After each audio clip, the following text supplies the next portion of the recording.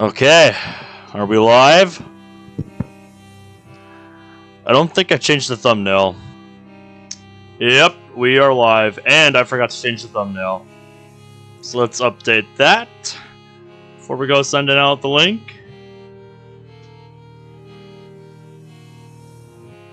There we go.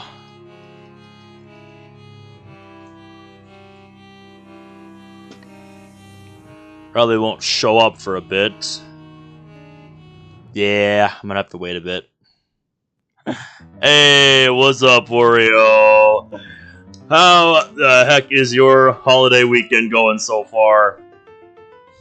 Because mine is off to a pretty fantastic start.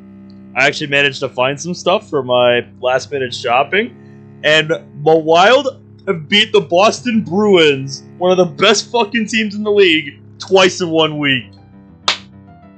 Finally a night where you're not passed out. Amazing. Amazing, my friend. Amazing.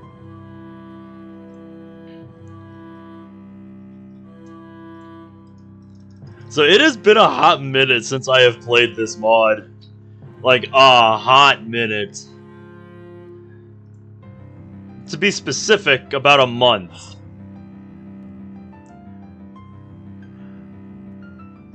Like, every time I wanted to play this, you know, something else just came up. And I'm like, I should play that. It's like, you know, I should focus on this.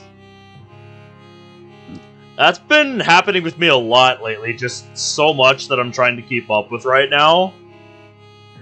That it's, you know, sometimes hard to decide what I should focus on. Also, how's it going, Burnout? Alright, looks like the thumbnail's fixed. Because I forgot to change it before I started the stream. I have a bit of a headache tonight. Took some ibuprofen, I hope that helps. And I'm starting a bit earlier than I usually do. And it's not just because it's my day off. It's because I have to bloody work tomorrow morning for Christmas Eve. We're open till 4 o'clock, and I'm going to be there till 4:30. I'm going in at 9:30 tomorrow morning. So yeah, I wanted to start earlier tonight so that I could try, keyword try, go to bed a little earlier. To go to bed a little earlier tonight. Get some decent sleep. Down here, it's Christmas Eve. Yep, it'll be Christmas Eve for me in a couple hours here. And I am ready. Just like Monica.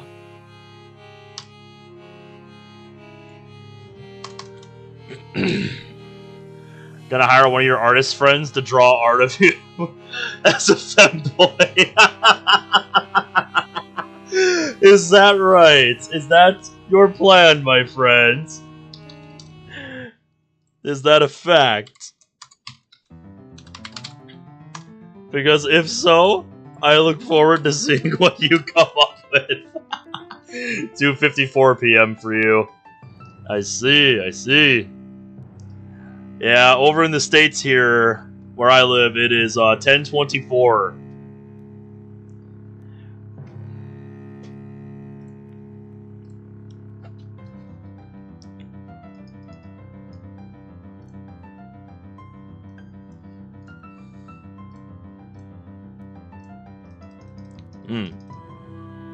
Tomorrow's going to be a roller coaster of a day.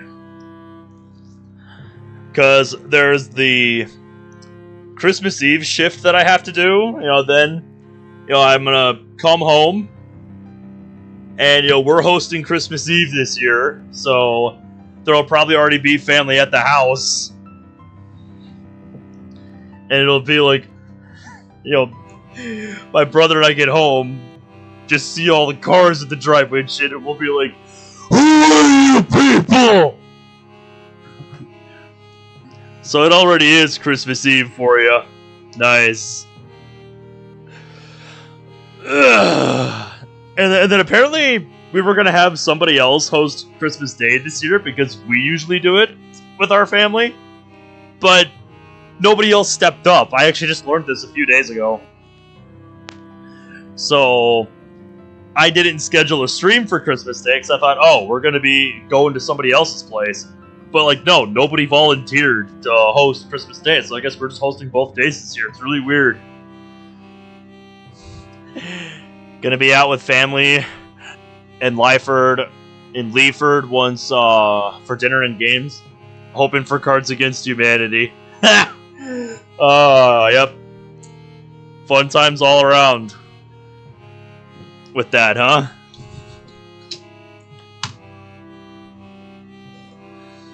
There we go. Crazy how when I changed the thumbnail after the fact, Discord embeds decide, okay, we're gonna work this time. I will be streaming tomorrow night because we're hosting Christmas Eve. I just don't know when I'm gonna be able to get it started, because you know, our family gatherings tend to go a while.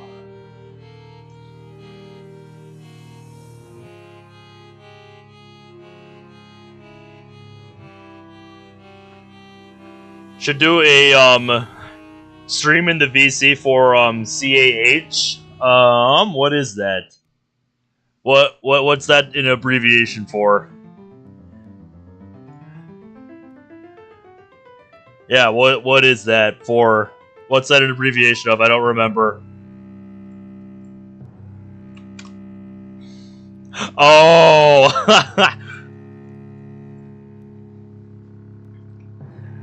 If Discord just has that as a thing, because I know they have a few games that you can get. Yes, totally it's totally. Totally Zach's favorite mod. It's not like he's totally actively trying to avoid this series. No, what are you talking about? What are you talking about?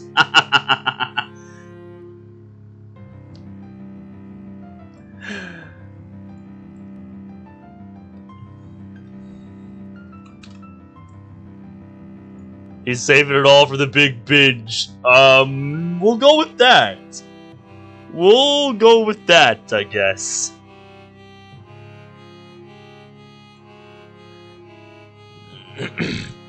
Oh, he told me last night he's already played the mod.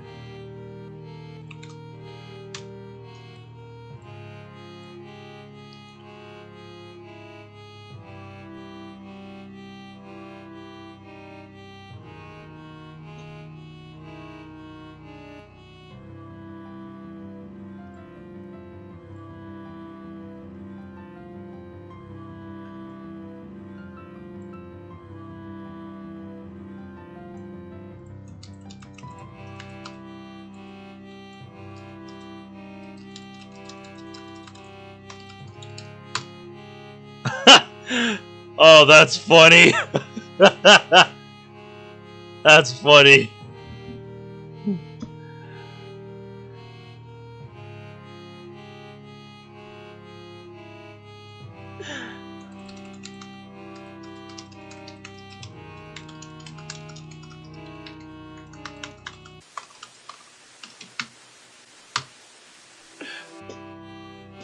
Guys, I need to showcase something.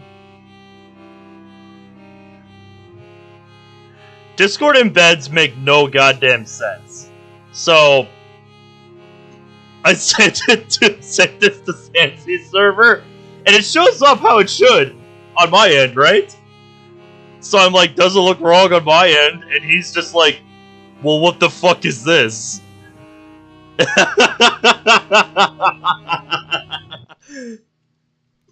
Seriously, Discord embeds make no goddamn sense. None. Discord embeds make absolutely no sense. When I ensure the thumbnail, is the correct one before I start, it still shows the wrong one on my end. But when I change it after the fact, like I did tonight, then it's like, oh, okay, we'll show the right thumbnail. Like, what the fuck just happened? The fuck do you mean? It's like, the fuck do you mean you've managed to send the right thumbnail? Like seriously, Discord embeds for sending videos and shit when I'm like just starting a stream make no goddamn sense. Absolutely none.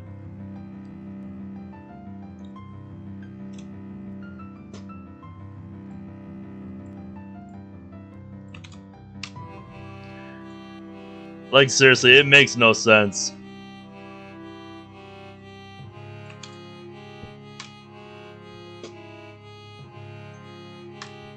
Also, Oreo, why would I do that? Like, one, why? Two, literally how? We don't exactly share the same reality now, do we? So, how would that even work on a theoretical level?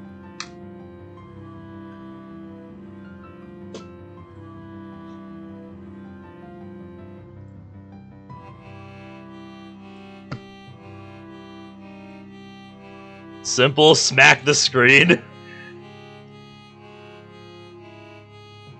That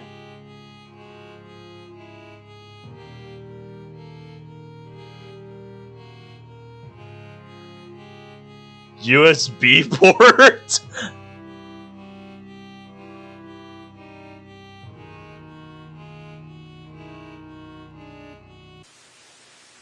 Why am I thinking about this? Why am I thinking about this, guys?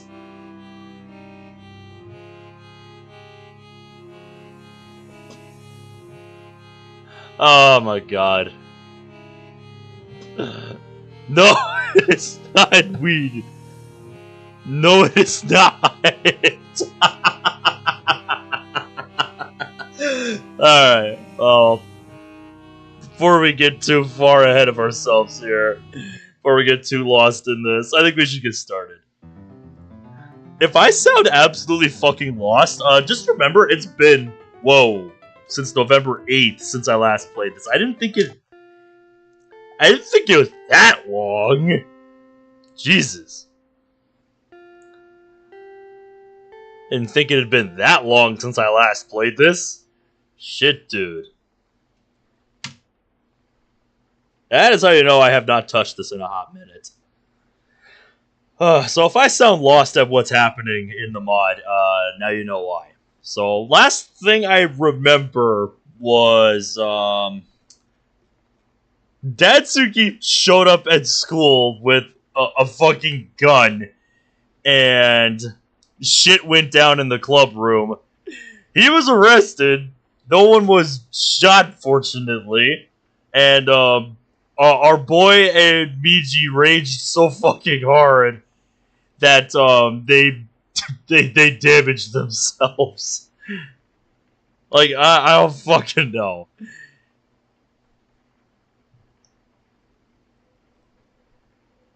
If you haven't been following this mod from the beginning, I suggest watching the earlier parts. But I'm gonna be real with you, not even I really know what's going on at this point because of how long it's been. Like, keep in mind, this came out back in October. Early October. I really lost track of time with this mod, dude. Another thing to keep in mind, I'm playing version 1.00. Like, this is the first version that they released. There's been, I think, 1 or 2 updates that came out since this released. But this is the version I started on, and it's the one that I'm going to play to the end. Because I want you all to see the 1.0 experience with this mod. I wake to the sound of the school bell chiming from the intercom. I open one eye and look around. The nurse is still at the desk typing. Looking at the bed next to me, I see Monica sleeping peacefully, and beside her, a tired-looking Natsuki is snoring slightly. Groggily, I sit up and rub my eyes. The nurse hears me and turns to face me. Ah, Shizu-san. How did you sleep? Are you feeling any better? Yeah, a bit. Good, because now you can get out of my office. She grins at me and chuckles at my reaction. Sorry, just a joke. If you still feel tired, you can stay until clubs are all out. No, you're probably right. Monica stirs just then and wakes up. Oh, hello there! What's going on? I'm awake! Hello! School's over. We should get to the club. Oh, right. She looks over and sees Natsuki in bed with her. When did she get back? A half hour after you fell asleep. She just collapsed. Monica gently nudges the sleeping girl. Natsuki! Natsuki! Natsuki bolts awake, sitting up in a hurry. Don't hit me! Huh? What? Shit. Natsuki. She looks around, then her eyes land on Monica. Oh, right. That happened. Yes, we would rather not, get into the details with that.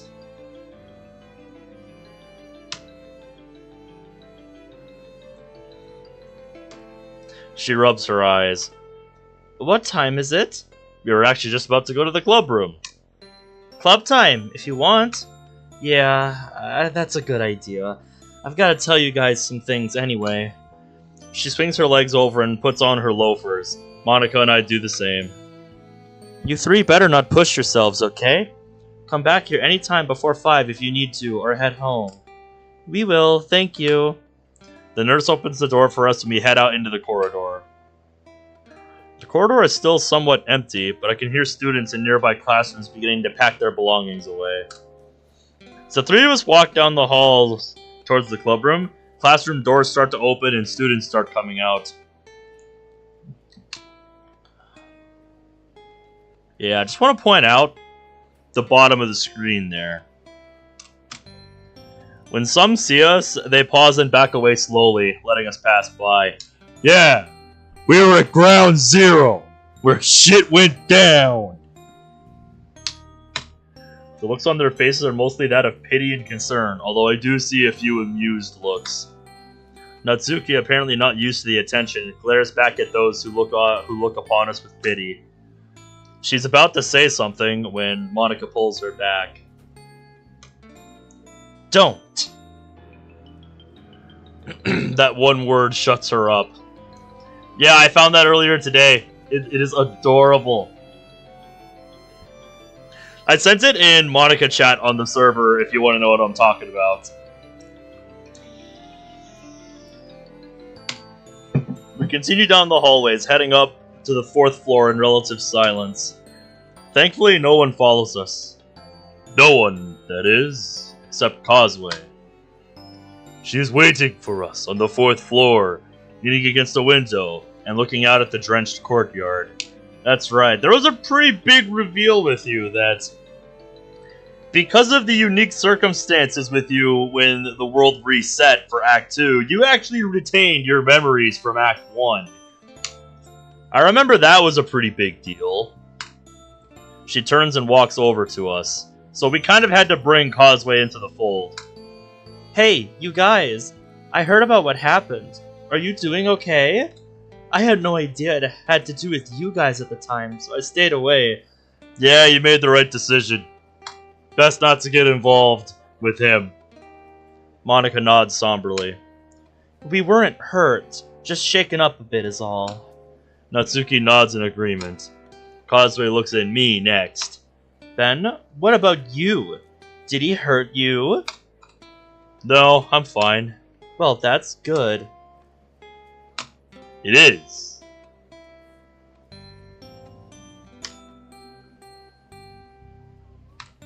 Awkward silence. It's alright. Thanks for checking on us. I'm not sure what else to do now. That's okay. Your concern is more than adequate. You're welcome. No one really knows what to say in this situation. Another small uncomfortable silence permeates the empty corridor. Causeway wrings her wrists uncomfortably. Listen. I don't think I'll be able to stop by Meiji's house later tonight. My parents have been getting angry at me for coming home late. That's alright. We're probably just gonna work on more of the same from yesterday. Right. Causeway has a look on her face that appears to say, I'm dead weight, aren't I? I hear Meiji clear his throat inside my head, and I do the same.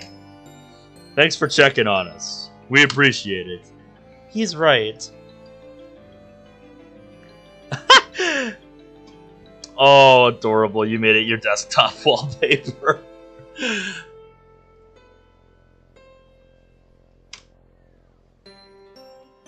Natsuki, who's remained silent the whole time, just nods. Well, with what I know now, I had to. I'll see you all later.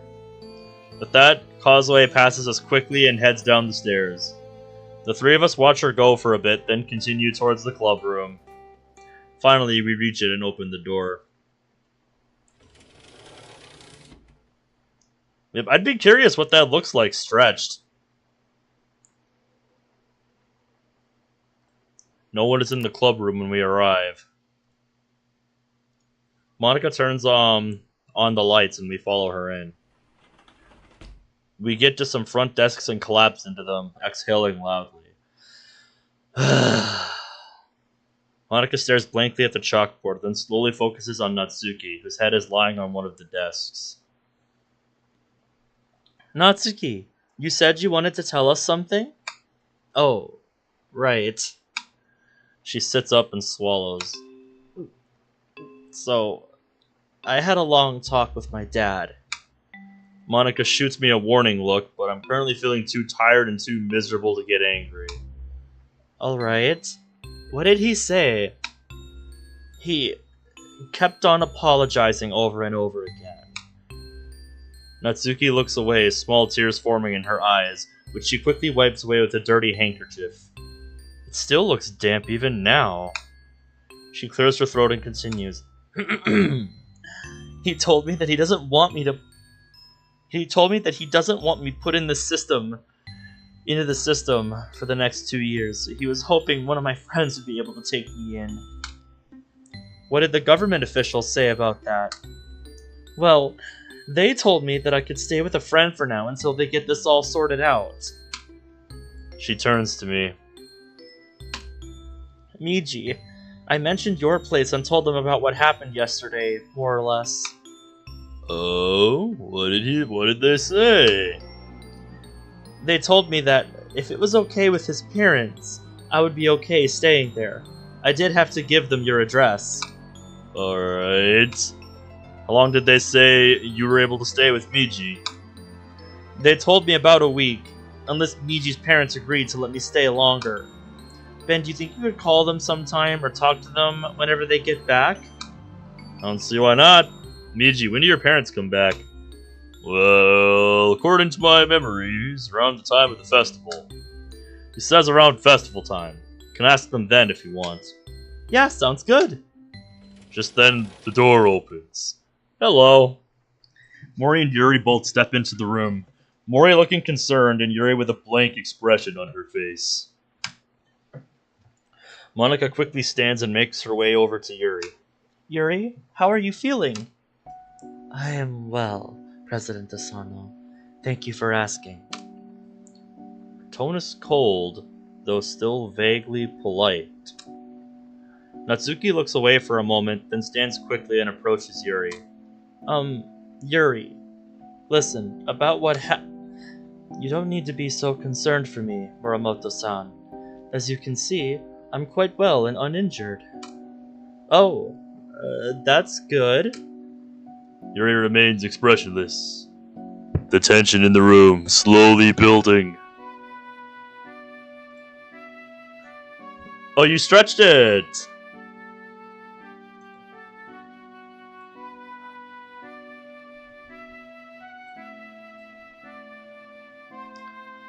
Dude, that looks so good stretched. This is a fan art I found on Reddit earlier today, and it was so adorable. I just had to save it. I sent it to Burnout here a minute ago, and he made it his desktop wallpaper.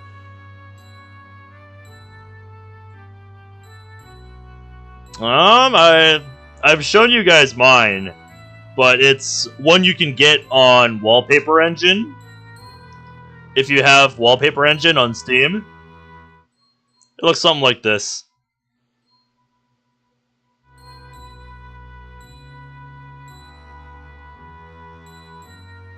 There we go. I'm glad I figured out how to restore the chat.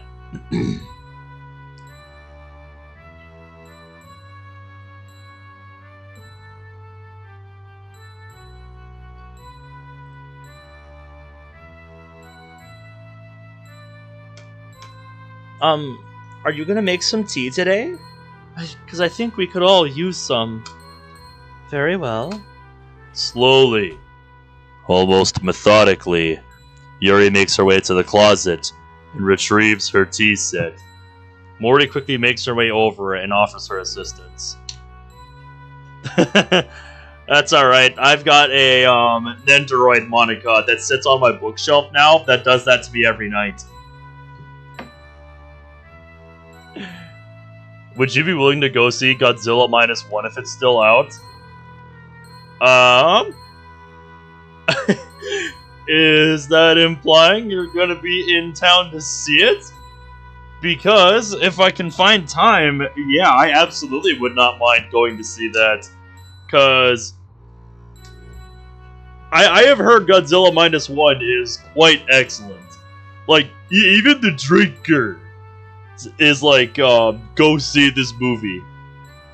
Like, you know, a movie is the drinker approved if he titles it The Drinker Recommends, which is what he did for Godzilla -1.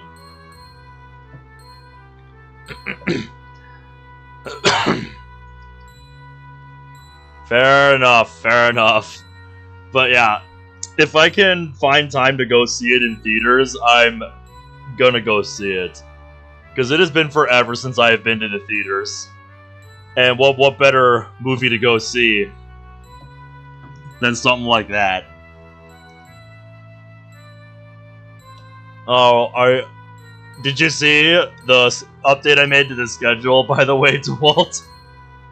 Because I'm excited for tomorrow. Not because of work. God, no.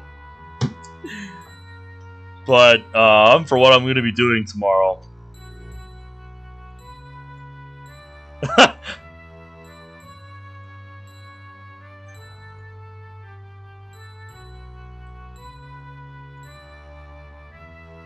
Burnout sent me this with the caption, "You know you need this." And, no? Like, don't give me that look, you. It's like, bro. She right there. I don't need that. Like, bro. I'm telling you, the day that shows up on my doorstep because somebody thought it would be funny as a gag present, that's the fucking day that everyone just looks at me like, bro, what the fuck? And I'm just like, I didn't even order this. I didn't even want it. Like, seriously.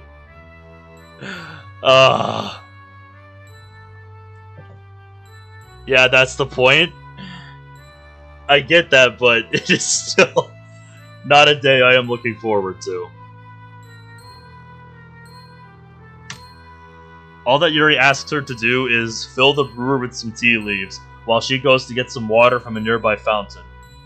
Once she leaves, Mori turns forlornly to us. She's been like this. She's been like this ever since I went to go check on her.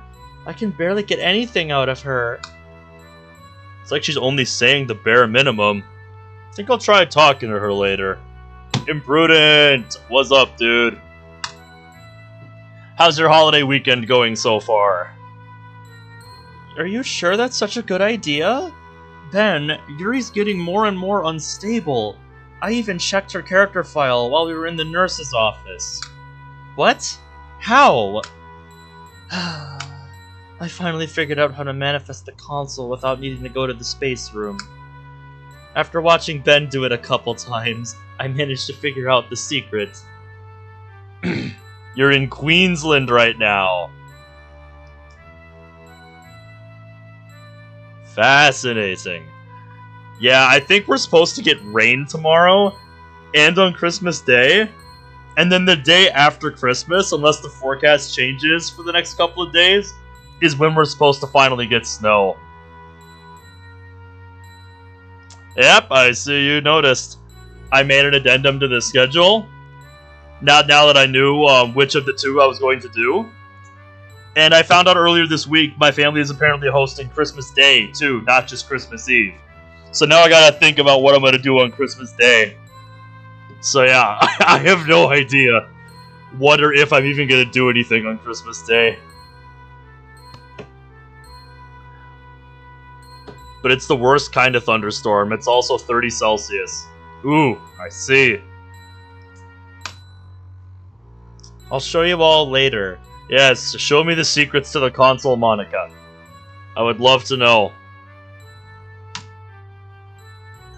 Yeah, I'm very much looking forward to seeing what you guys came up with this month. DeWalt. We all go silent at that. The only sound being the humming of the AC, the ticking of the clock on the wall, and the heavy rainfall outside. I don't know, all I hear is the music.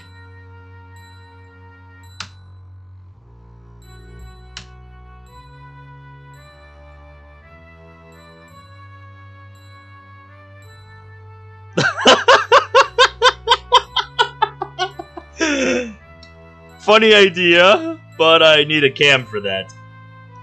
Although, since you bring that up, that's something funny I see about the people that scream cultural appropriation, and people like us for doing shit like that. It's like, if you go ask, people that are actually of that culture and show them the same thing, they're like, yo, that's awesome! Represent! So, yeah, it's like, is it really if, the people of said culture actually approve of it? And Zach, what do you have to show us tonight? 2 weekends ago it was non-stop coding when not sleeping or eating. Damn, you were really going full time on this. That is crazy, DeWalt. I have to respect the dedication.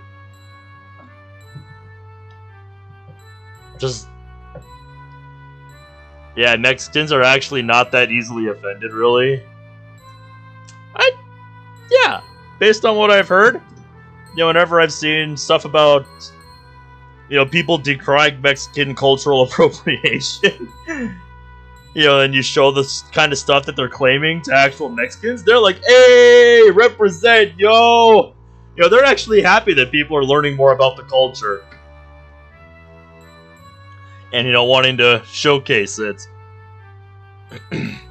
Alright, Zach's got 2 things he wants to show us. So let's see what Zach's got for us. Hey, got some sprites! Not bad at all. Looking handsome there, young man.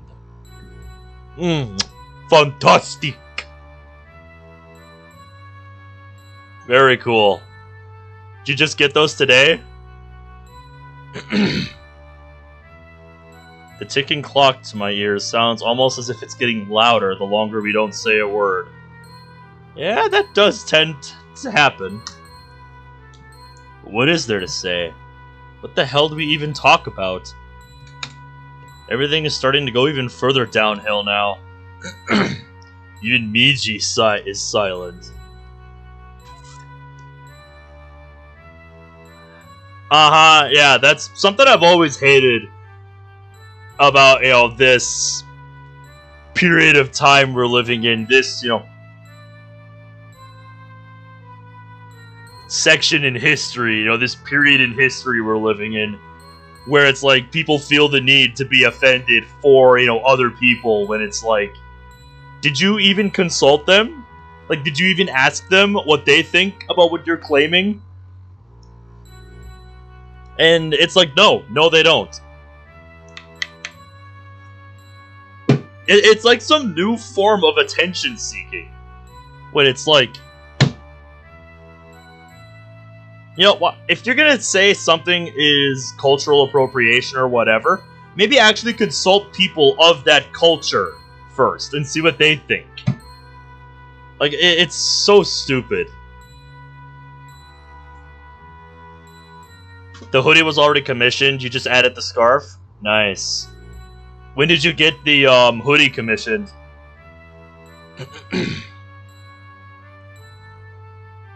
It worked best when it was a white guy making an Indian accent.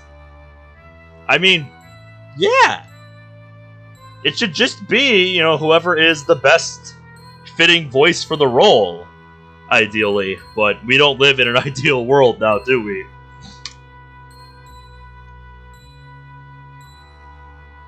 Ah, exciting times, Zach. Exciting times indeed. We're all sitting around silently when Yuri comes back in. We all look at her simultaneously. Her face is a bit flushed once more, and alarm bells go off in my head. Monica walks over and offers to take the water from her, but Yuri forcefully pulls it away. Thank you for your concern, President Asano, but I'm perfectly capable of carrying this. She walks past us and begins setting up the tea to boil. Dejected, Monica walks over to the teacher's desk and pulls out her notebook.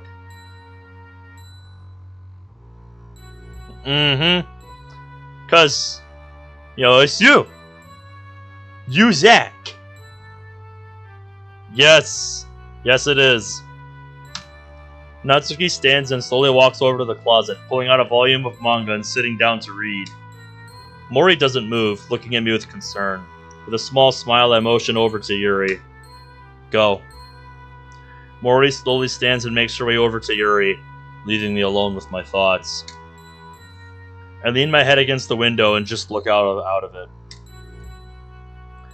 The rain falling against the window leaves long streaks of moisture which trickle down towards the concrete roof floor outside. Thank you for stating the obvious. Yeah, you have yourself a good one, Zach. Go get a victory for me. The sky is dark and full of storm clouds, as it has been for most of the week. Meiji remains silent as we stare out the window.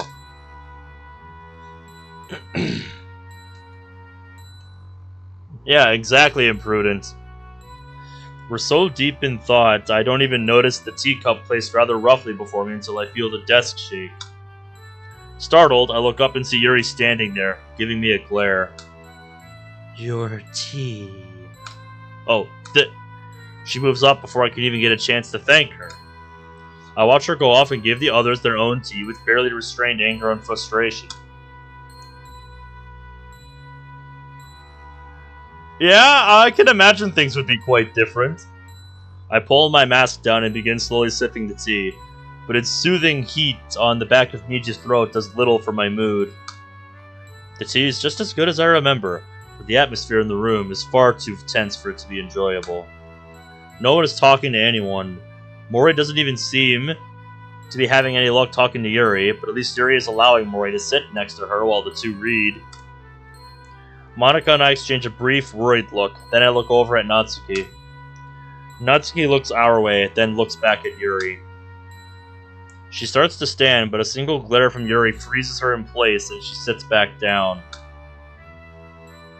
I guess talking to Yuri is off the table today. Probably so. This really sucks. It's a complete understatement. You don't say!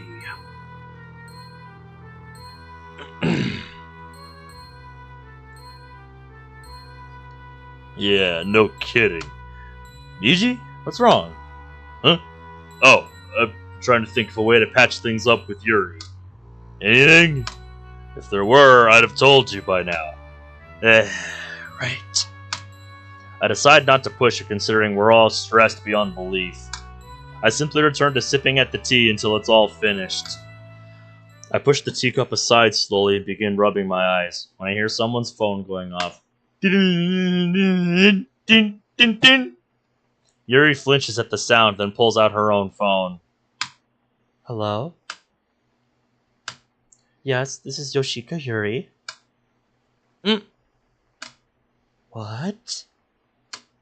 Could you repeat that, please? Yuri has gone pale now. She listens, stunned, as the person on the other end of the line continues speaking.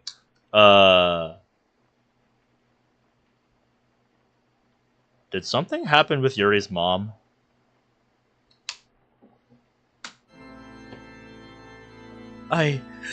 Please tell me you're not serious. She can't be. Yep, looks like I was right. And Dewalt, you go have some fun. Because that's probably what I'm going to be doing after I finish tonight. Just play something mind-numbing to help me go to sleep. Imprudence says on the money. Yeah, I mean, what else is there going on with Yuri? It's just kind of predictable. My mouth goes dry. She? Oh no. Please, God. Alright.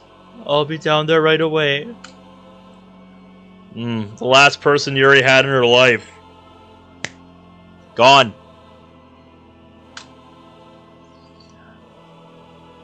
Sorry doesn't do her much good, does it?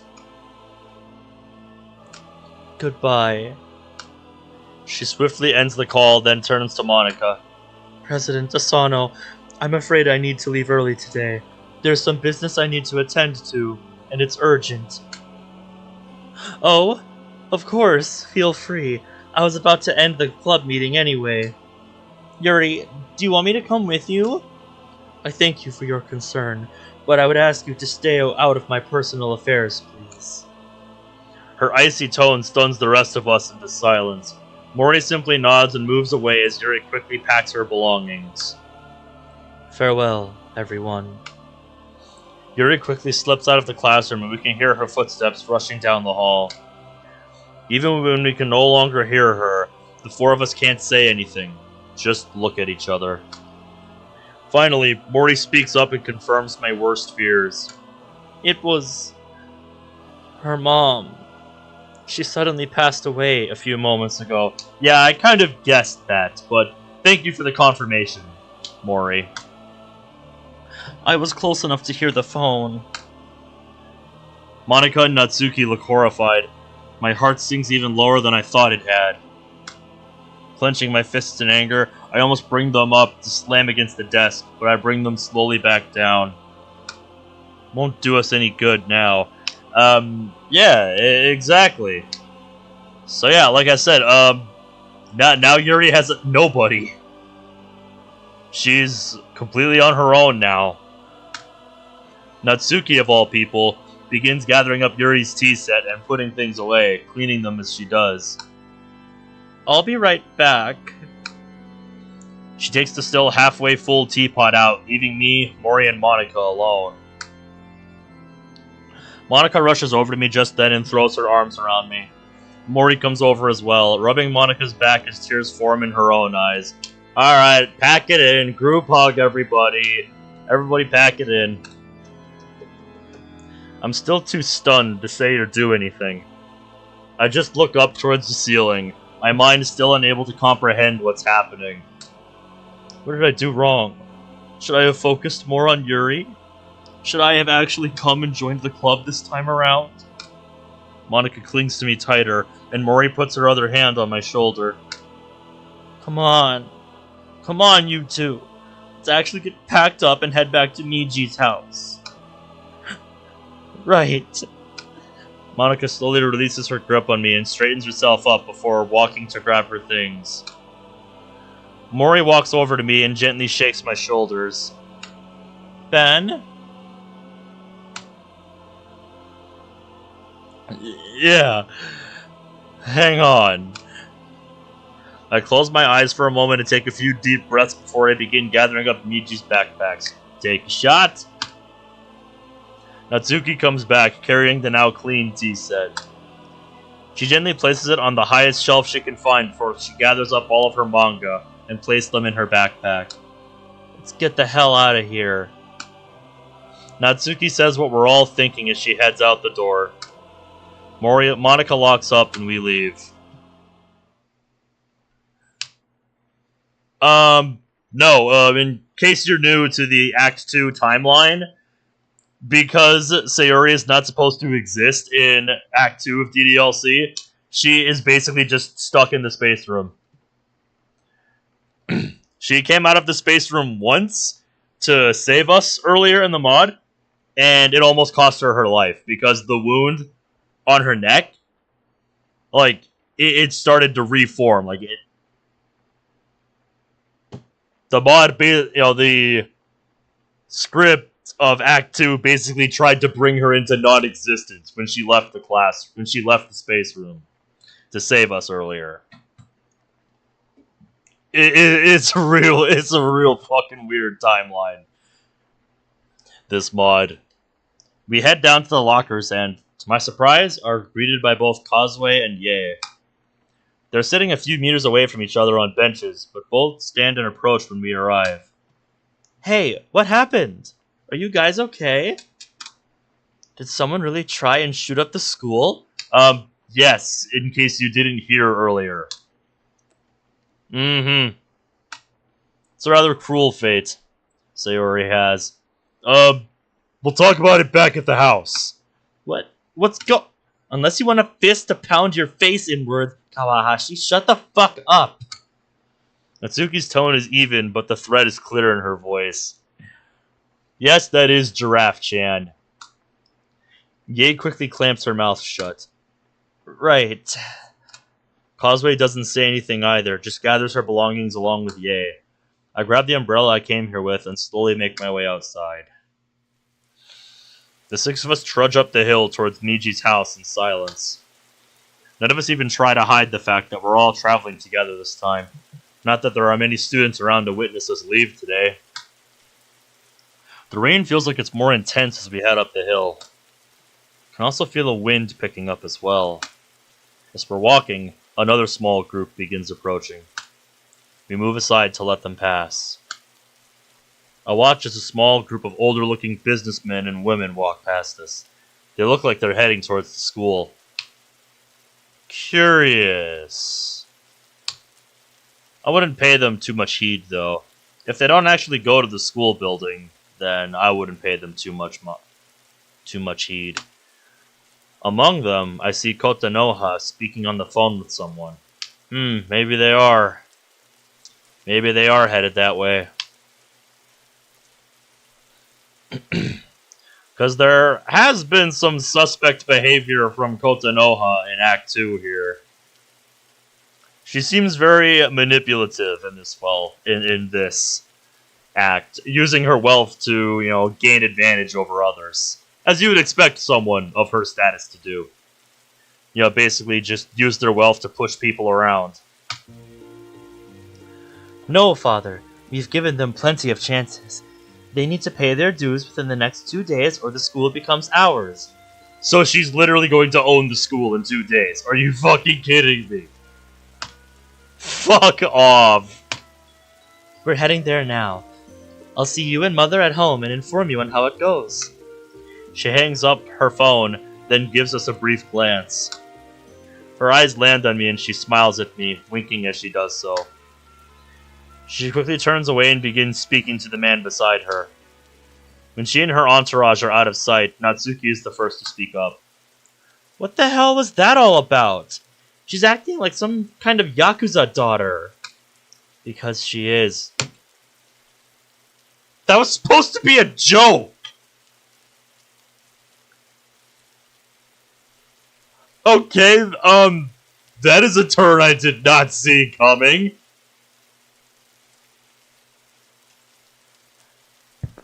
Hello!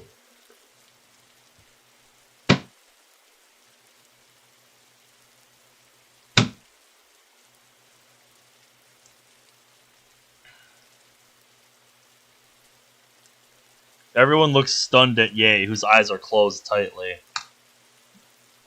Ye? Explain. Kowalski! Analysis!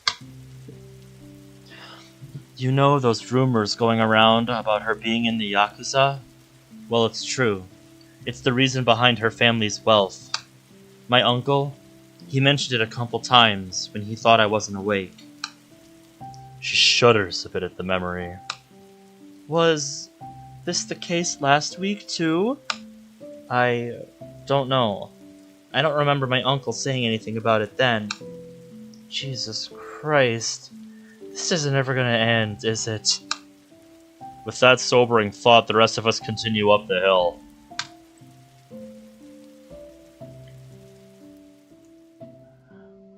Who said what now?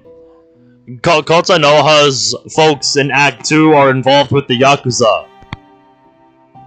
That's the big reveal we just got.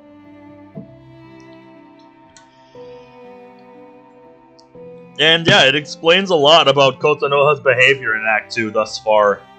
Because she has been acting very out of character.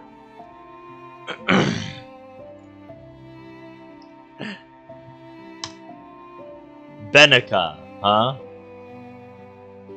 Quite the ship.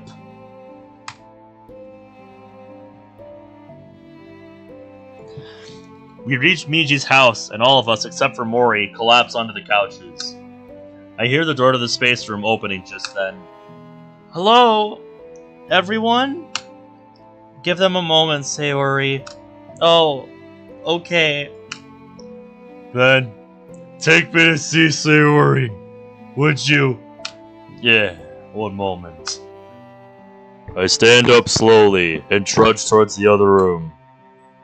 Monika gets up and follows me. Once more into the breach!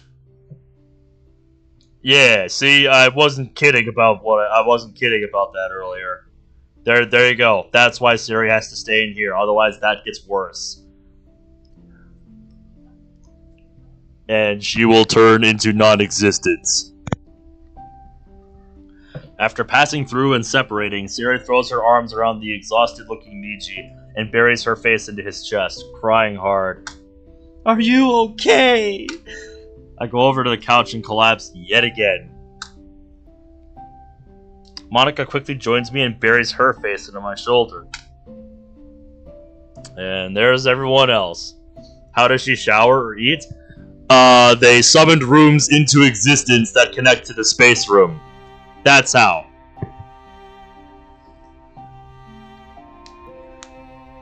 Go to the bathroom even? Like I said, they coded rooms into existence that are extensions of the space room to take care of stuff like that. I stare at the ceiling, trying to gather my thoughts once more as, one by one, the others trickle in and join us at the couch. The only sounds we can hear now are Sayori's soft sobs and constant worrying over Meiji, who is holding her close. I finally put a weak arm around Monika's shoulder. She quickly grabs my hand and squeezes it, holding it close to her.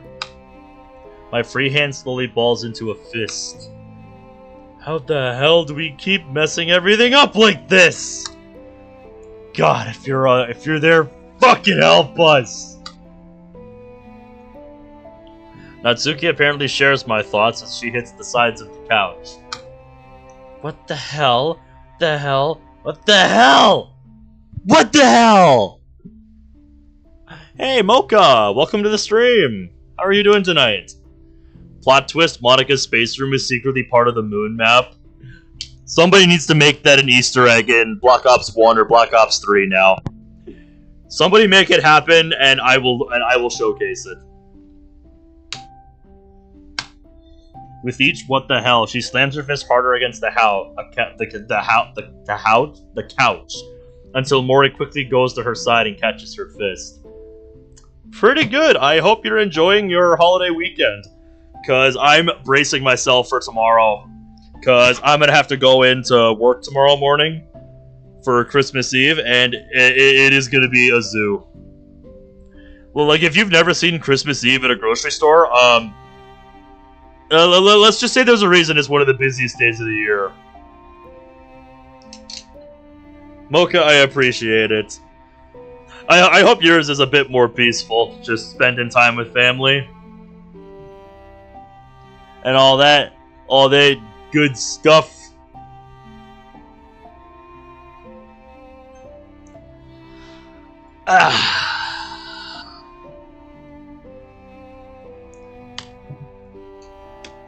Shh. Just let it all out, okay? Natsuki turns away. There's too much to let out, damn it! She begins hyperventilating. We keep on screwing up! What happened today wasn't our fault. Mori says this in a reassuring tone as she takes Natsuki's hand in hers. She's right, Natsuki. Sayori comes over. She looks pretty shaken up as well, but kneels and looks at her friend. Look at me, Natsuki. Focus on my words. Boom! Hope it's okay if I call you that. Welcome to the stream! How are you doing tonight? Natsuki, who's still trying hard to calm down, is still hyperventilating. She looks up at Sayori, a pleading look in her eyes. Sayori? We haven't lost yet. It certainly feels like it. Monica, don't ruin the moment! God damn it! Sayori whirls around to face the club president. Monica! How can you say that?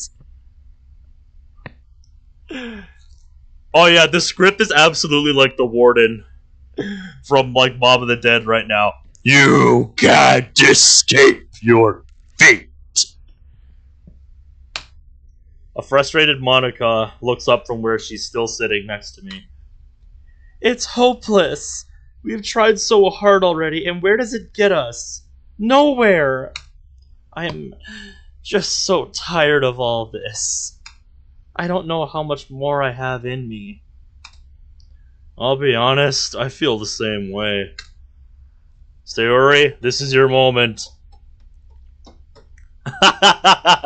Oreo, nice continuation. Accept your fate. Begin anew! Sayori turns to me in disbelief, and my heart falls seeing her like this. Ben. Guys... Meiji comes up slowly, holding his phone up. I don't know how, but I just got a text from Yuri. You're not gonna like it. I think it's for you.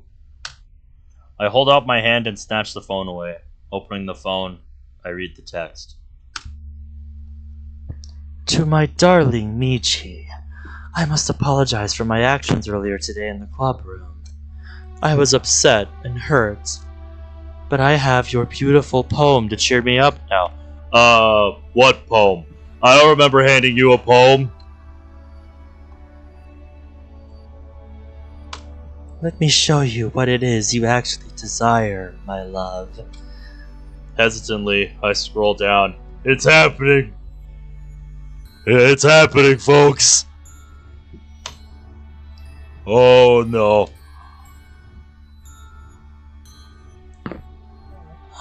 The picture Yuri sent me isn't quite a nude, but the look in her eyes is definitely a come hither type.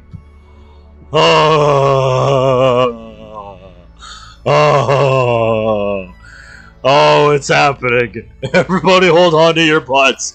We're entering that part of Act 2. Oh boy. Oh boy, oh boy, oh boy. Monica leans in and looks. Her face pale. Yeah, that looks to be about the right reaction. Jesus Christ. Ben! That pen! I look at the pen she's got in her mouth. Quickly I stand and rush over to where Meiji's bag is. I dig through it fast, spilling papers and books everywhere. Uh-oh. Uh-oh. Did she get one of the space room keys? No. No, no, no, no. No, no, no, no, no, no. I hit the wall in pure frustration. Monica is still holding the phone in her hands, eyes glued to the screen. She sent more. I don't care. Delete it. Now! Okay.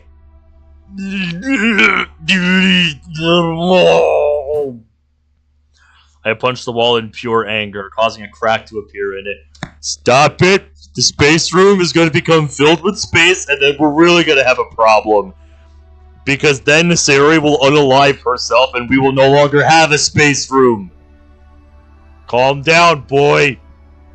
We don't want the endless void of space filling this room. Because like I said, then we're really going to have a fucking problem. Startled, Monica's finger moves over the phone, and I hear a small electronic beep. We're all staring at each other now. I'm panting heavily, but the others are just staring at me. Finally, Mori speaks up. I'm going to start on dinner for everyone. Probably a good idea. See, Mori's got the right idea. Nope the fuck out of here. Mori quickly heads out. Sayori slowly approaches, hands raised as if to show she's unarmed. I turn on her quickly, still breathing heavily. Ben, please calm down. No one will hurt you. We're just wanting to help, okay?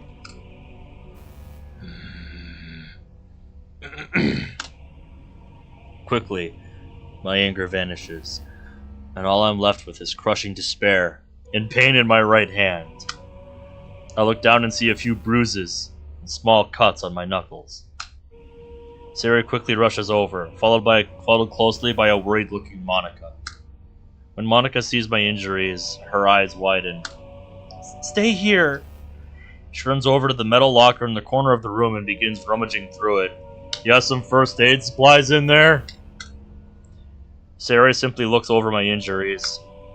You're lucky no skin was seriously broken. Yeah. Monica returns moments later with some bandages, which she quickly but carefully places over my injuries. So you do. As Monica fawns over me, I get a bit frustrated, but take a deep breath before I say anything. Take a shot. Guys, it's just a few cuts. Promise I'll be fine, alright? At least sit back down, please. You look exhausted still. Not nearly as exhausted as poor Meiji over there. I motion over to where Meiji is now seated in the desk chair, head leaning on his hand with his eyes closed. I'll get him to bed right now. Without hesitation, Sayori rushes over and begins helping Meiji to their bedroom. Sayori, I'll be fine. No, Meiji. Doctor's orders. You're going to bed. Meiji gives up and lets himself be escorted to the bedroom. Monica helps me back to the couch where I take my seat again. As she does so, Mori comes in with the rolling tray.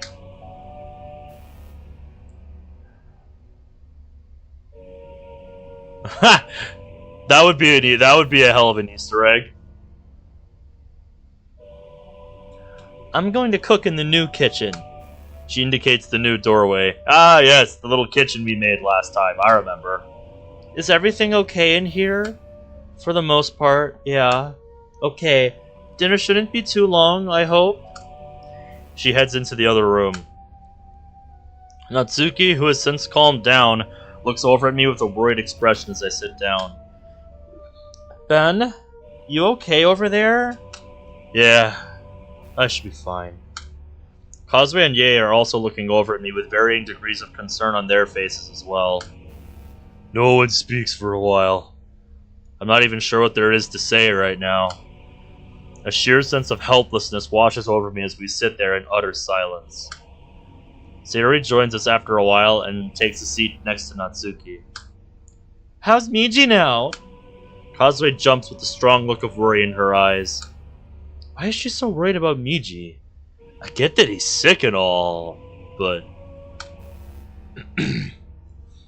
that should be the by text for the door. That would be amazing. Oh, whatever. Doesn't matter right now. I turned back to Sayori. Well, he's getting changed for bed now. I told him I'd get him some food if he's still awake when Mori is done. The room once more falls back into an uneasy and depressed silence. Monica remains protectively by my side, hand intertwined with mine. Above anything else, I want to say something, but I can't think of what. I'm not even sure if I should say anything. The mood in here isn't gonna help anyone. How can I try and act like Sayori when even Sayori isn't saying anything? It slowly begins to dawn on me just how close to death we all were today. We could have easily found ourselves with a bullet through our heads. All of us. I involuntarily shudder at the thought. As if sensing my distress, Monica pulls me slowly closer to her, one hand reaching around to cup the back of my head. Managan, how's it going? Welcome back. Sayori is still seated next to Natsuki, looks at the still nervous looking girl, and hugs her comfortingly. Natsuki doesn't object this time, but also doesn't really reciprocate. Cosme and Yae don't look at each other, but instead look away. Cosme's still looking a bit angry, while Yae looks more and more downcast. We remain like this until I start smelling something that's not right. My nose wrinkles as the smell reaches me. It smells familiar. Does anyone else smell that? That smell. It's the kind of smelly smell that smells smelly. Yeah? Why does it smell familiar? Oh no. I know that smell. Sayori quickly gets to her feet and runs to the new space classroom kitchen. Natsuki quickly follows. Dinner is on fire? Uh-oh. Sayonaka, what did you do? Fearing the worst, I stand and run after the others, everyone else in hot pursuit. When we reach the kitchen, I find it enveloped in smoke. English is hard, ladies and gentlemen. A distressed-looking Mori is pouring a small pan of water into another pan which is smoking. Sir is filling another small bucket with water from the sink. Fire extinguisher? Anyone? Instinctively, I cough as I enter. Sayori rushes over and pours more water in. Smoke pouring from the burning pan decreases more. I just don't know what went wrong.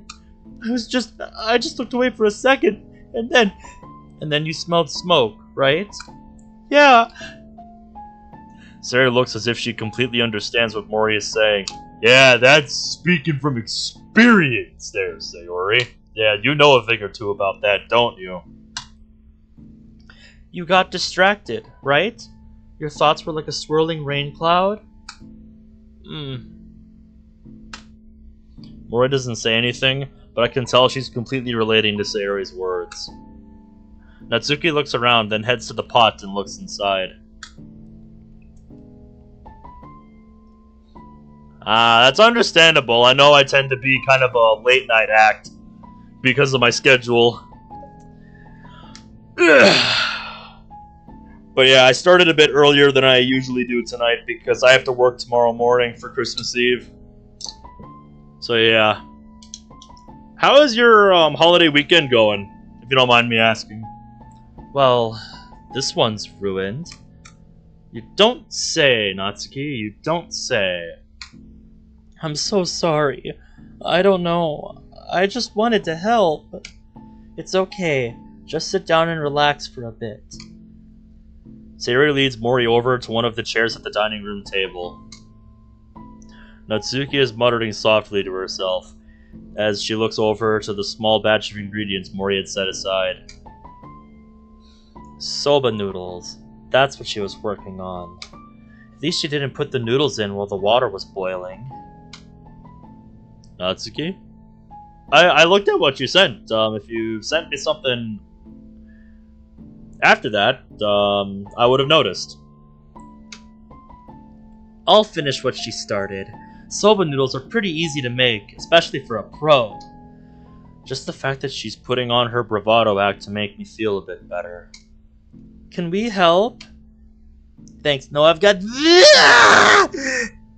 Natsuki stumbles then, but catches herself on the countertop. This. Okay, maybe I don't got this. Ben? Of course. What needs to be done? Natsuki quickly goes over the steps needed to make the soba noodles. I'll just fill up the pot and put it on the stove, then I'll go lay down. So saying, she begins filling another smaller pot with water. Of course it did. Santamani is right here, though. What are you talking about? Look at her. She is so ready for tomorrow. And I must say, I am too. We'll go check on Mori, but I'll be right back. The rest of us head out to the dining room. Sarah's sitting next to an obviously distraught Mori who has her head in her hands. That's my money cam window. I've always got my money here with me. So, she likes to make appearances every so often. The static effect is something I set up after I played The Haunting of Moss. Because there was an effect in there that I'm like, that would actually work really well for what I have wanted to do with the Monicam ever since we got the new overlay put together earlier this year. Because that was one of my staples of my older layouts, the Monicam. I just wasn't sure how to do it with this new layout.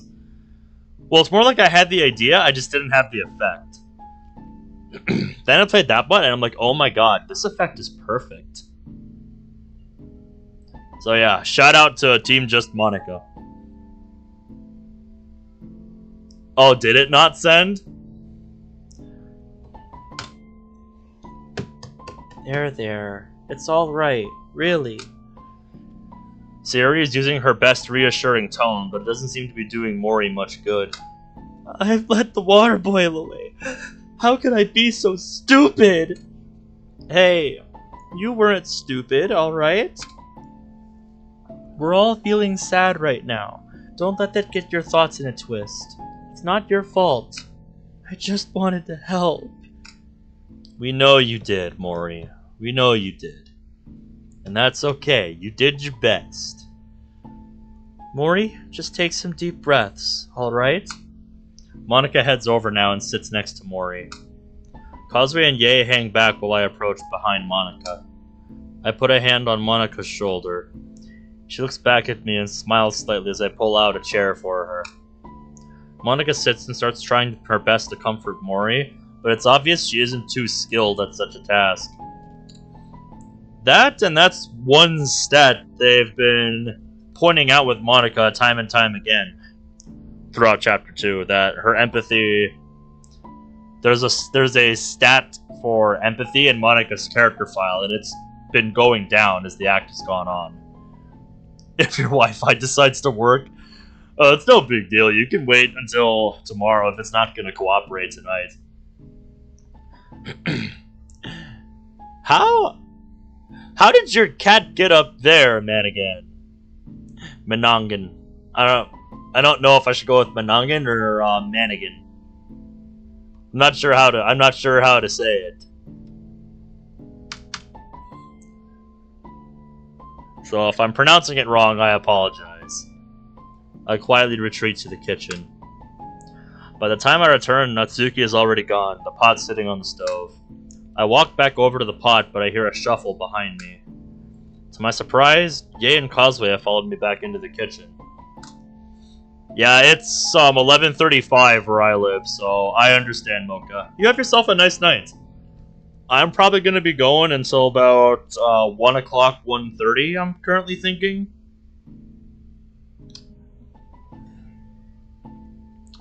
We'll see. Hey, is there anything we can help with? I'm not sure how good I'd be with helping Mori. And as for her... She shoots a glance at Yae, who just looks away from Causeways' gaze. Yeah, you too! Happy holidays, Mocha! When it comes to cooking, I suck.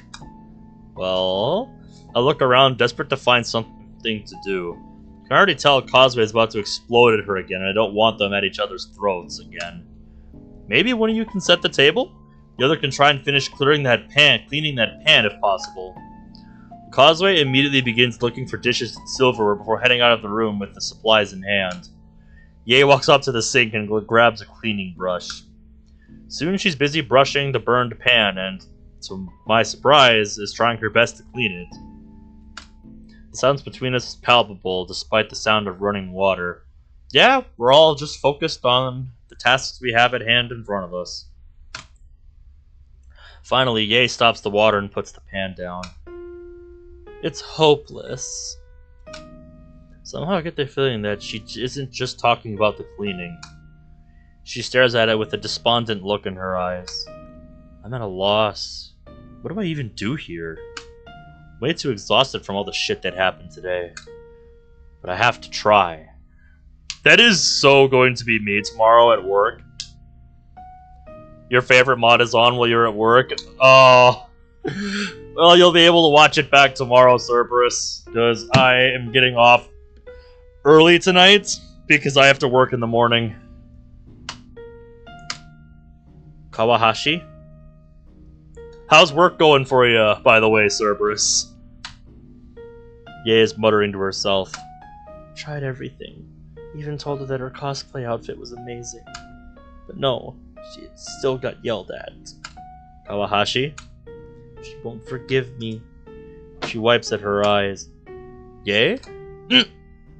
She jumps at my use of her first name. Just another hour and a half. I might still be live by then. I'm planning to go until like 1 p.m., 1:30 p.m. my time, which is about 2 hours from now. So, hopefully you'll be able to catch the end of it. Huh? What? Her gaze seems distant, lost to her own thoughts. It is 11:37 p.m. for me right now, so yeah, it'll be 1 a.m. by the time I'll be thinking about stopping. I have to go in at 9:30 tomorrow, so yeah, earlier than I'm used to, but hey, we're closing at 4, so there's a reason. Should be grateful you don't have to work on Christmas Eve. Because I do grocery and stock departments at the grocery store that in my area. And it is a zoo on Christmas Eve. It is an absolute zoo in there. Like, no exaggeration. It is just... It is madness. It is insanity. It is absolute pandemonium. Like, you would be surprised how many people wait to do, like, their Christmas Eve, Christmas shopping for, like, their food platters and other kinds of cheap gifts and stuff like that until, like, the day of. You would be shocked how many people wait this long. Like, if you don't work in retail, you have no idea. Anywho, back to it. I didn't mean to startle you, but you're muttering to yourself. Hey, I do that all the time. What's your problem? I am? Yeah, you didn't hear? She shakes her head. Yeah, it's 11:39 p.m. for me right now. So, it sounds like you're over on the East Coast. No, I didn't. Were you thinking about Causeway? Yae flinches at my casual mention of her former best friend. Silently she nods, and I sigh. I see. If I were you, I wouldn't try to push things too hard with her.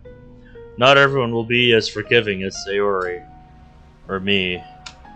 A pang of guilt rushes through me again. I might have stared death in the face today, but I at least had control of my own body. Did I really just think that?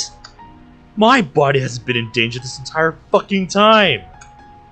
Do I even have the right to comfort her as someone who hasn't sacrificed anything? That actually is an interesting question. Since when not in the space room, our boy is just fused with Meiji. If Meiji got shot today, what would happen to our boy here? Like, would the two of them both die together because they're fused together? Would our boy just be returned to the space room because he has no one to fuse with at that point? Or would something even more horrific happen? Like, would the fucking world in-game start to break? Like, the fuck would happen in that scenario? Now I kind of want to find out.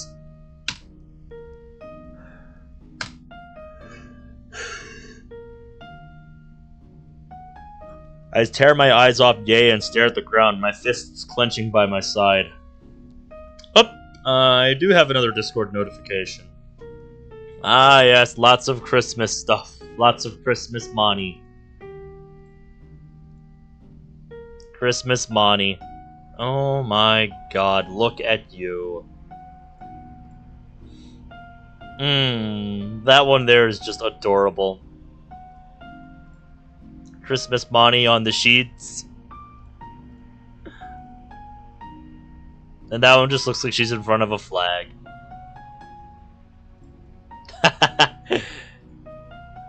Nice selection, I must say. I understand. I look back at Ye, her face falling dejectedly as she begins to turn back to the sink. Crap, she thinks I'm mad at her! You're on school, is break time on us. Yeah, I imagine most schools are on winter break by now.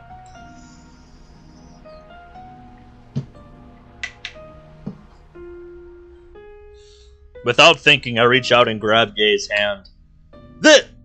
I'm not mad at you. I'm mad at myself more than anything. Ye is stunned briefly, a blush forming on her face. To my surprise, she doesn't immediately pull her hand away, staring into my eyes for a moment. When she eventually does take her hand back, she looks at me with a perplexed expression. Why, I've been... I see tears beginning to form in her eyes, her hard shell cracking at the seams again. Kawahashi, I can't say that you didn't do anything wrong. You hurt a lot of people. You're moving in the right direction. I just worry, you know. But now people are wary of me because of it. It's gonna take some time for everyone to see you differently. Exactly. These kinds of things take time. At school on the 24th December at 4:13 p.m. on a Sunday. Damn. Ouch.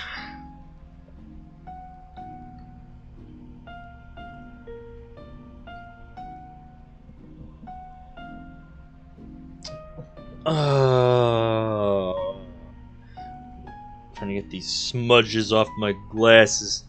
I cannot wait for when my new pair arrives, whenever that is. I'm overdue for some new ones, dude. Alright, that's better.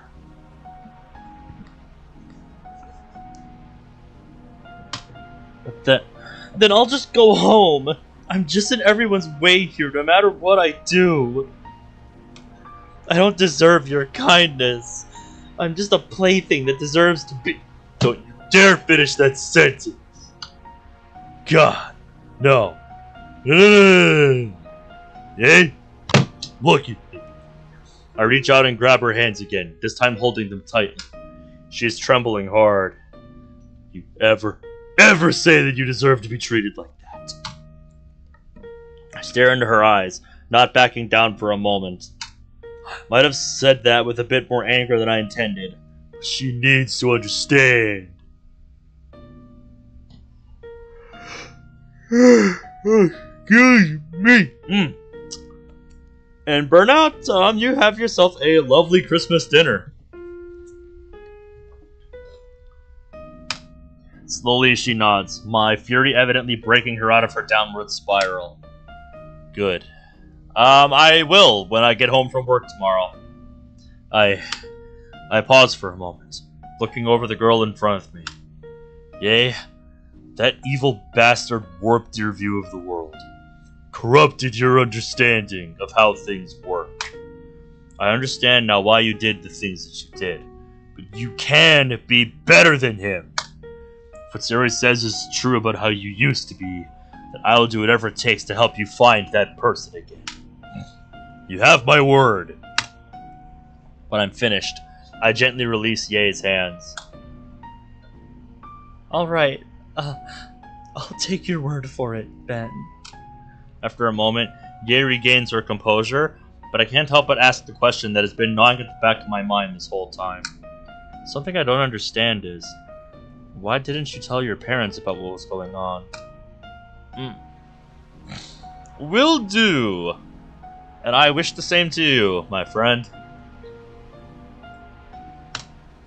A cold shiver runs down my spine at the chilling look on Ye's face. Tell me, they knew?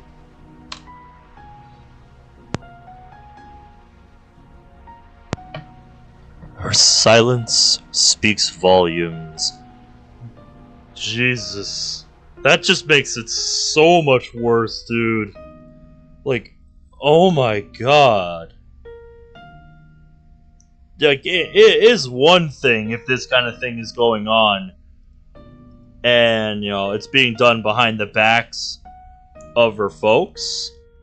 But the fact that they knew, like, that makes it so much worse, dude. Like, holy shit. That is scary to think about, dude. Like, oh my god.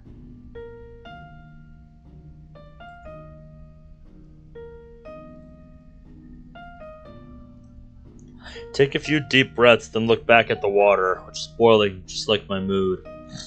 I slip the dry noodles in and start to stir.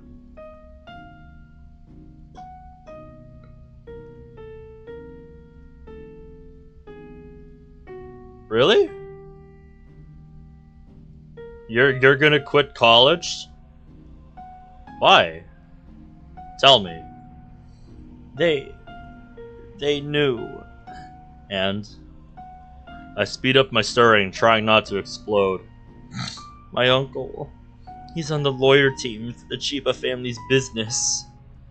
He supported, I guess, my family for years in both timelines. But in exchange, I get the picture. I get the fucking picture. Ye's uncle is one thing, but her fucking parents condoned it? Some kind of fucking business deal? Ye, are you an only child? She shakes her head. No, I have a little sister, Yomi. She's in her last year of middle school now. I feel my heart stop. She also? Ye immediately shakes her head. Cause that would take us into really fucking dangerous territory. Like if Ye said yes to that question, that would be fucking beep, beep, beep, get the fucking FBI involved. Time. Like, holy shit. Because that would be all kinds of fucked up. No. Just me. Not that this isn't. This is still all kinds of fucked up, but, Yomi being involved would have made it, like, a gajillion times worse. The more I hear about Ye and her situation, the bigger the pit of guilt in my body becomes. And I treated her like a piece of trash. Just like them. Well, you didn't know, dude. You didn't know. I feel sick to my stomach. I see. I push aside my nausea along with my anger and try to change the subject. I step aside from the pot. Here, could you stir this for me? Looking at me with a shocked expression, Yae walks over slowly and takes the cooking chopsticks in her hand. Me? Are you sure? I nod. Just stir it for a few minutes. I'm gonna go look over the recipe book Mori was using. Okay. A bit confused by my sudden change of topic, Yae complies and begins stirring the pot. The two of us remain silent for the remainder of the cooking process. I finish the prep work, mixing in the strained and rinsed noodles I take from Yae while she brings the cart over. As I do so, I clear my throat. Yae Kawahashi? She looks at me worriedly. Don't stop trying. You belong here with us. One of us! One of us! One of us! Actions speak louder than words. With that, I leave a slightly stunned Yae behind as I push the cart into the dining room. The table is set now, and Causeway has joined the other three at the table. Mori looks a bit better, but not much. Zuri is still making a valiant effort to cheer her new friend up, as is a more unsure-looking Monica. When I come out, everyone turns as one towards me. Ben, you made it? You didn't have to. I was just about to. I shake my head. We've all been through hell today. Now scratch that. Hell is a walk in the park compared to this. We need a quick and filling meal tonight. Nothing fancy. I didn't say I wouldn't believe you. I'm just saying if you're having problems, you should reach out for help with your studies.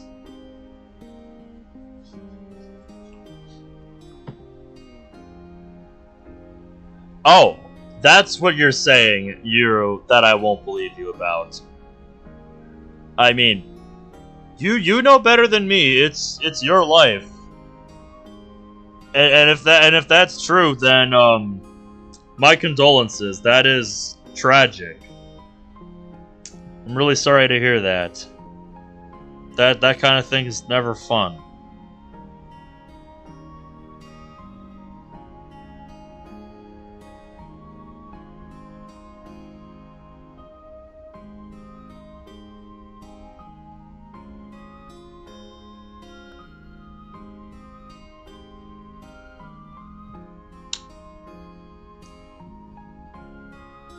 No? Then what is it?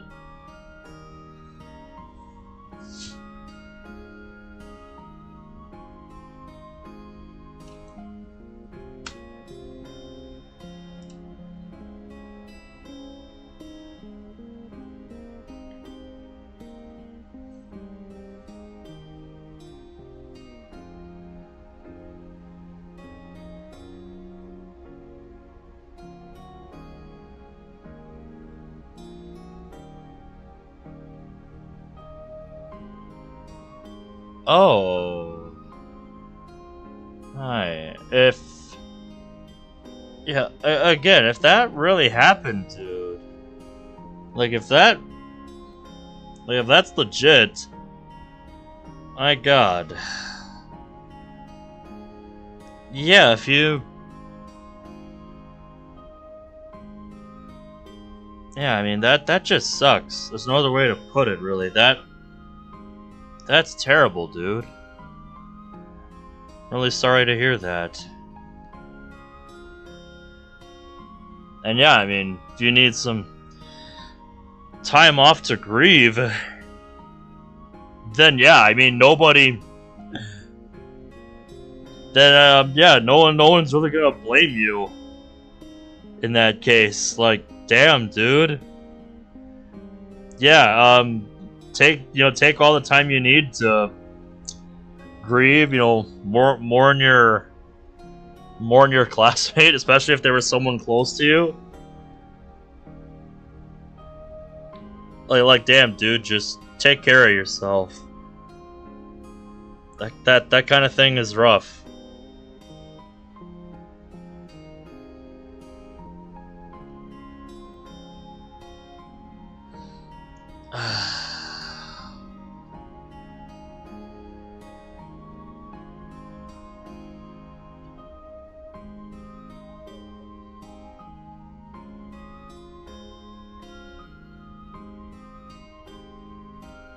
That's really damn rough, dude.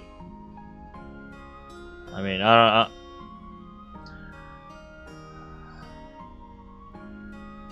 that's just heartbreaking.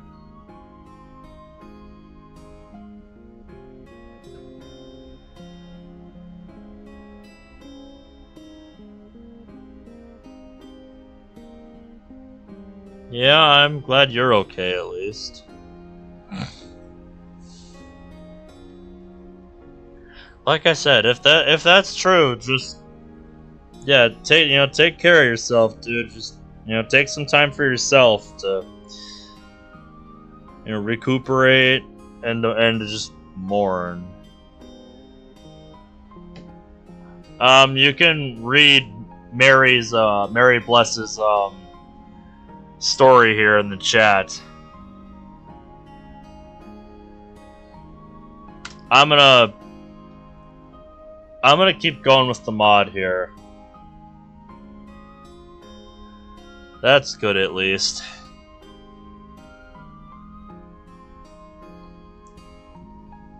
Because yeah, if that's the case, I'll keep going. Because I don't want you to get too bogged down about it, because I'm sure you are plenty already. I just hope you'll be okay, dude. Because that's really rough.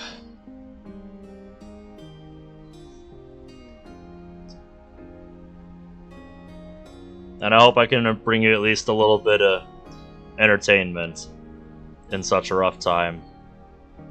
Monica stands and walks over. Can I help? Sure, let's dish out some noodles for everyone.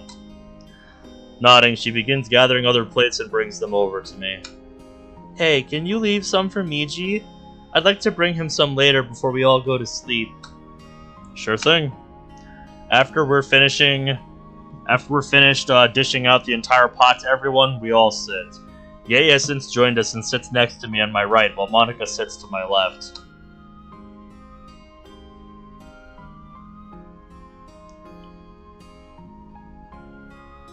I'm not sure I follow, Mary Bless. I'm not sure I follow. I briefly glance over at Yae to find that she is looking at me too. Her eyes seem to plead with me as they flicker around the room, asking if it's truly okay to be here. Of course it is. A small smile crosses my lip and I nod an affirmation towards her. Yeah, happy holidays, dude. At this, her resolve appears to strengthen as she nods and looks back at the others. After a silent "Itakimasu" from everyone, we begin eating. The entire meal is silent. No one speaks as the noodles are all consumed. My mood is sour, just like everyone else's. It's almost as if there's a silent agreement between the entire table that there's nothing to say. After the day we've had, I doubt anyone has the energy to do any kind of research or experiments with the code. I'm certainly wiped out. Yep, today was just a wash. Just gotta rest up and go at it again tomorrow. Mori and Sayori are the first ones to finish, and both begin gathering up the plates and silverware of the others who have finished first. You made dinner for us, Ben, so I can wash things up before I head home.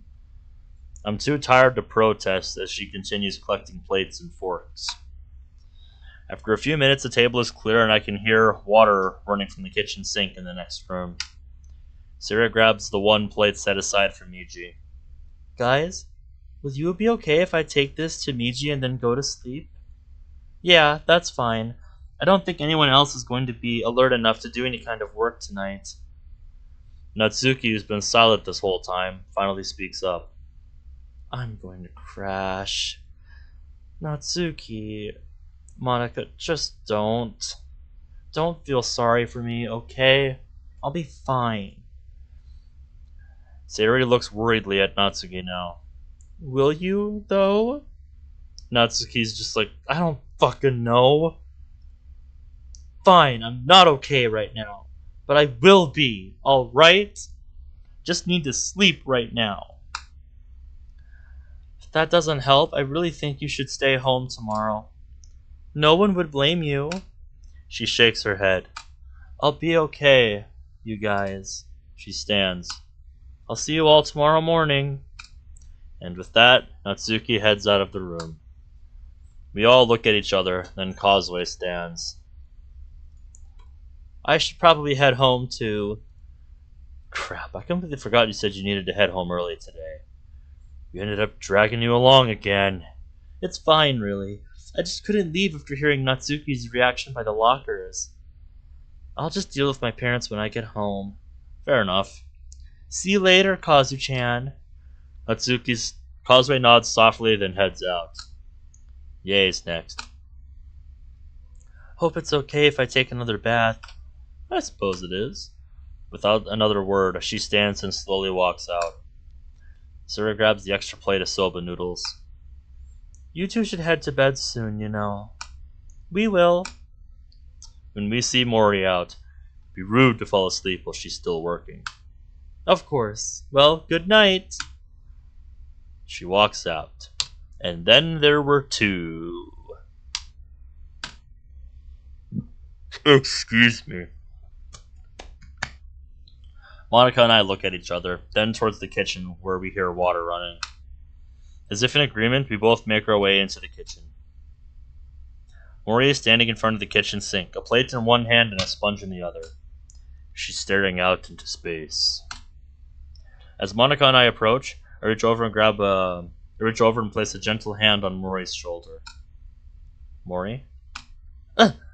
She jumps and the plate falls into the sink. Huh? Oh, my bad. Maybe it's better if you head home now. She's right. You obviously have a lot on your mind.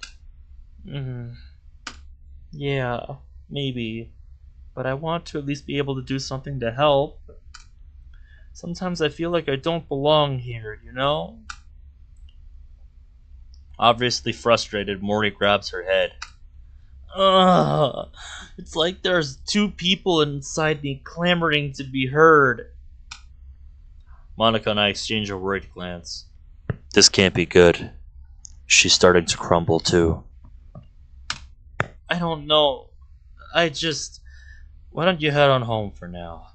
I think Sayori's right. We all need some sleep. Hopefully that will calm everyone a bit so we can think more clearly. I'm almost done here. Mori, Ben! Monica interrupts me suddenly, then gently pulls me aside. What's up? Monica lowers her voice. Don't push her too hard. I recognize that stubbornness in her. It's like my own. Yeah, I know a thing or two about stubbornness myself. She's somewhat like me in that regard. Oh, okay. I understand. But what do we do then? Well... Monica considers what could be done. As do I. We can try and help at least. That way she can get home faster. Good idea. We both approach Mori again. Mori? Can we help? Yes, thank you. Mori begins cleaning again, but this time Monica takes the dishes and dries them. I'm left with the easiest job of putting the plates away. Man, I must be about to pass out. It's so much harder to try and comfort Mori just now than with Ye earlier. For a few minutes pass in silence, we're all done. Mori, thank you for what you've been doing today. We all appreciate the effort you've been putting forth. But it's time to go home. We all need clearer heads. Right. I'm sorry I couldn't be any more useful today. You've done enough, Mori. You've done enough. It's okay. You were a big help today. I don't think I could have gotten through my episode today without you there. Oh. Do you want me to walk you home tonight? No, I'll be fine. I'm not that far away, remember? Right. Are you sure? It's really no trouble. Mori finally gives Monica a little smile. I'm sure. I'll be alright. I'll come by tomorrow morning. Is that okay? Of course. When will you get here? Probably early. 7 in the morning sound okay? Alright, I'll set an alarm for then. Have a safe trip home, okay? I will. Thank you. She heads towards the door, Monica following her close behind. When they leave the room together, I head to the bedroom. I trudge to the bed and just collapse onto it, burying my face into the pillow. While I'm alone, I allow myself one long scream into the pillow. God, today's been a nightmare. I hit the mattress a few times before I force myself to relax and turn over, facing the ceiling. I try and take a few deep breaths to calm myself, take a shot, and slowly it begins to work. After a while, the door opens and Monica comes in. Hey. Hey. She sits on the edge of the bed. I sit up and move next to her. Immediately she leans her head on my shoulder. I'm just... I know. I know. Me too. The two of us sit there for a while, not really saying anything. I mean, what is there to say? This day was the worst day of our lives. I don't even know where to begin here. If there's even a place to begin. After a while, Monica suddenly speaks up. Ben, do you ever think about having children? I look down at Monica in complete confusion. Monica, where did that come from? Could you answer, please? I look at the wall in front of me and try to gather my thoughts. I've never really thought about it except for when Sayori asked me a few days ago. I'm still technically only 20, and I was in college before I came here. I suppose if I feel like I'm ready, I wouldn't mind having 1 or 2 kids. This is in-game me speaking, not real me. So don't go giving me that look. Why do you ask? Yes, she does.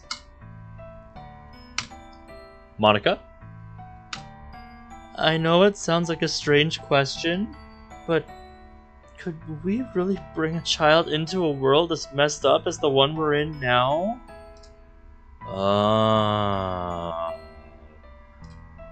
Realization begins to dawn on me.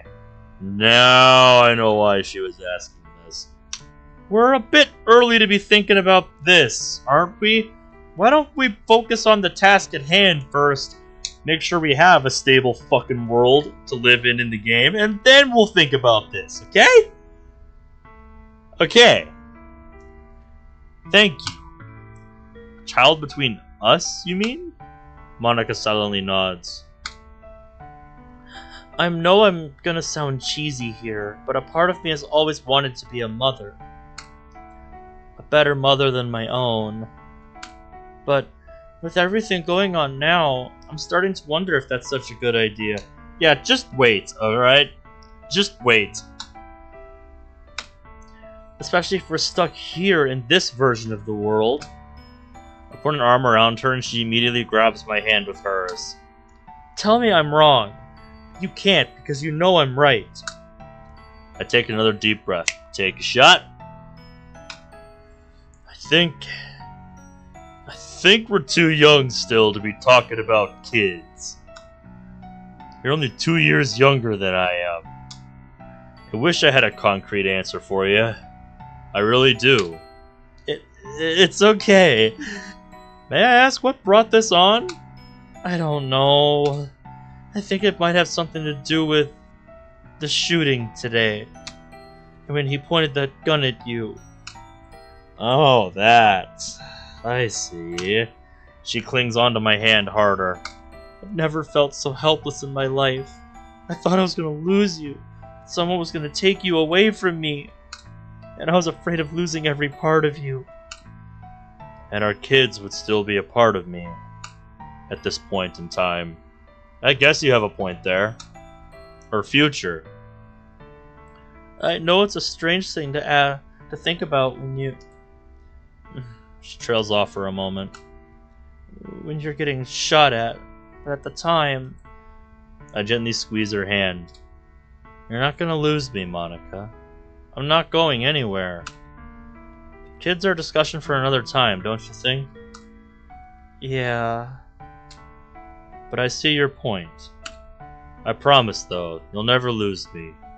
My life or otherwise. I'll only ever have my eyes and heart set on you.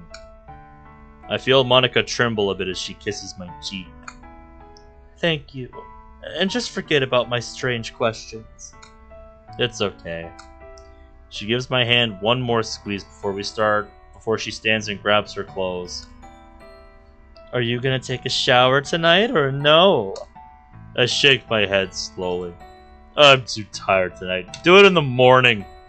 Fuck it. Monica smiles a bit and blushes. Well, I'll go take one then. I'll be back soon. Go ahead and try to sleep if you can. Will do. Monica leaves the room, leaving me once more with my thoughts. I turn off one of the lights, crawl into bed, and close my eyes. All I can hear now is the rumble of the space room around me. I try to relax, but it's hard to with all the day's events running through my mind.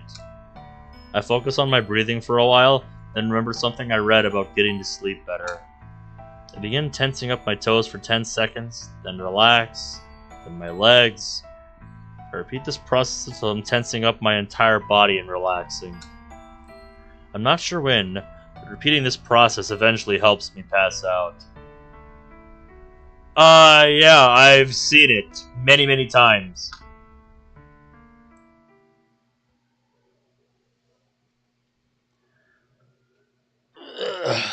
Friday. October 27th, 2017.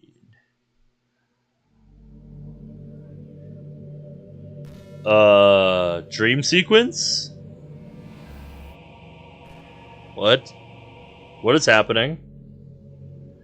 I still can't believe what I'm seeing. They're gone. All gone. I stand above their final resting places, unable to say anything else. Characters folder looks fine to me. This has got to be a dream sequence. Meiji is standing next to me, unable to speak. Not that I can blame him. They're all gone. Their last words are still burned into my mind. I was there at their side when the disease took them. I can hear them plainly. I am sorry I couldn't make it any further, Ben, but I'll always love you. Meiji, please live. Don't be sad for me, please. I don't want to be a rain cloud for you. I never stood a chance with you, did I? I'm sorry still. We could have been happy. Please don't give up. I'm going to see my mother. I'm just pissed because I'm going right now, but I made some new trustworthy friends. I'm glad though. Glad I became friends with you. The other girls aren't here, but are just as devastated.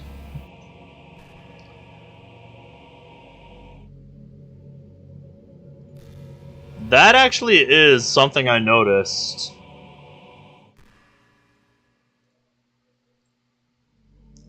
Because I'm pretty sure the other characters were in this folder before this scene.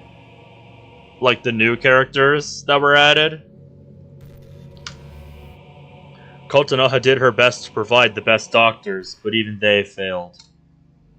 Causeway, she was beside herself and shut herself up in her house. Mori pretty much did the same. She had to be put on suicide watch. Yay, I haven't heard from her. I turn to Meiji, trying to find the words. But I don't manage much. I'm sorry. Meiji whirls on me, his expression bitter. Sorry doesn't bring them back.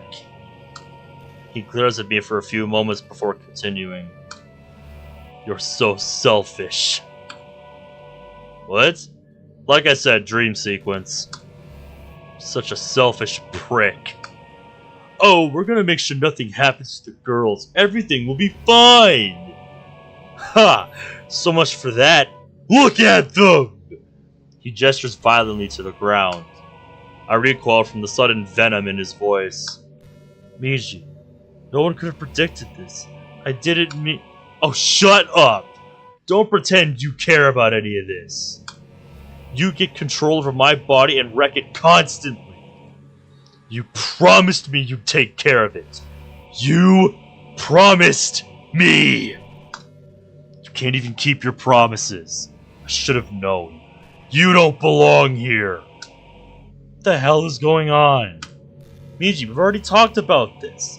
Apologized over and over again. I thought we moved past this. I'm doing my best here. I tried helping you reconnect with Then tell me this. Why did this happen? I choke as I stare at Saori's lifeless body. Definitely a dream sequence, but it's even more fucked up seeing it like this. Ugh. You said we'd keep this from happening. Then why is she dead? I try to speak. There's a tight constriction around my throat. I can't get anything out.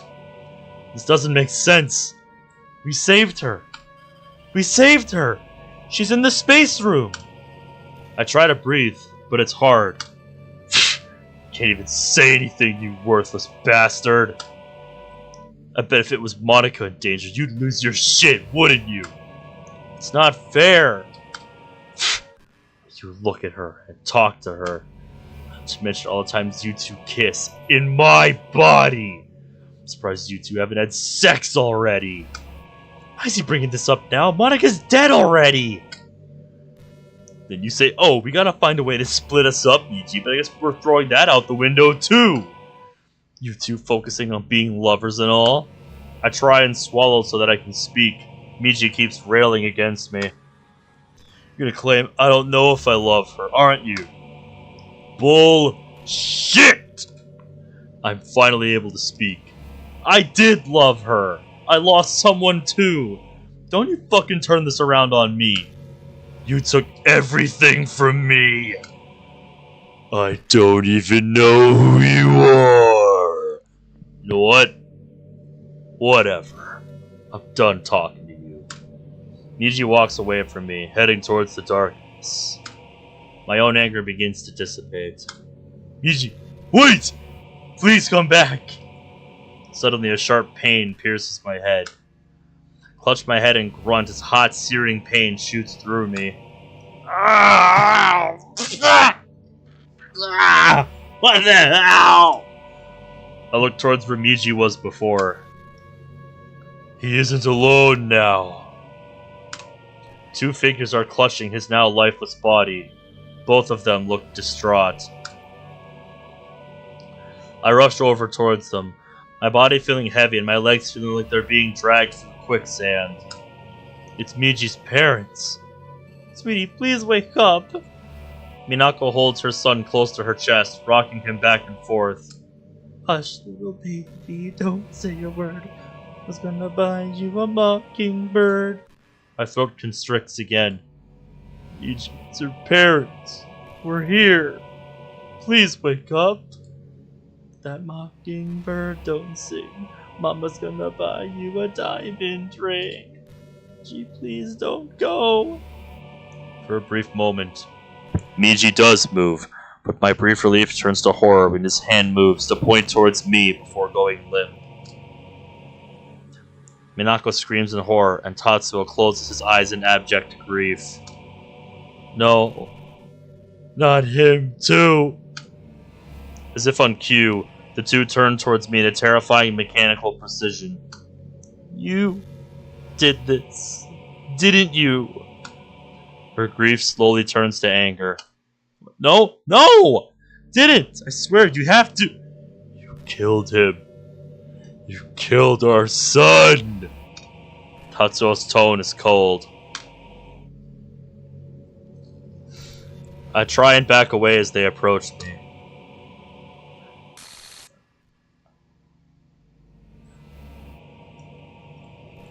No, no, please, I didn't do this! I just... Suddenly, pain pierces my head again.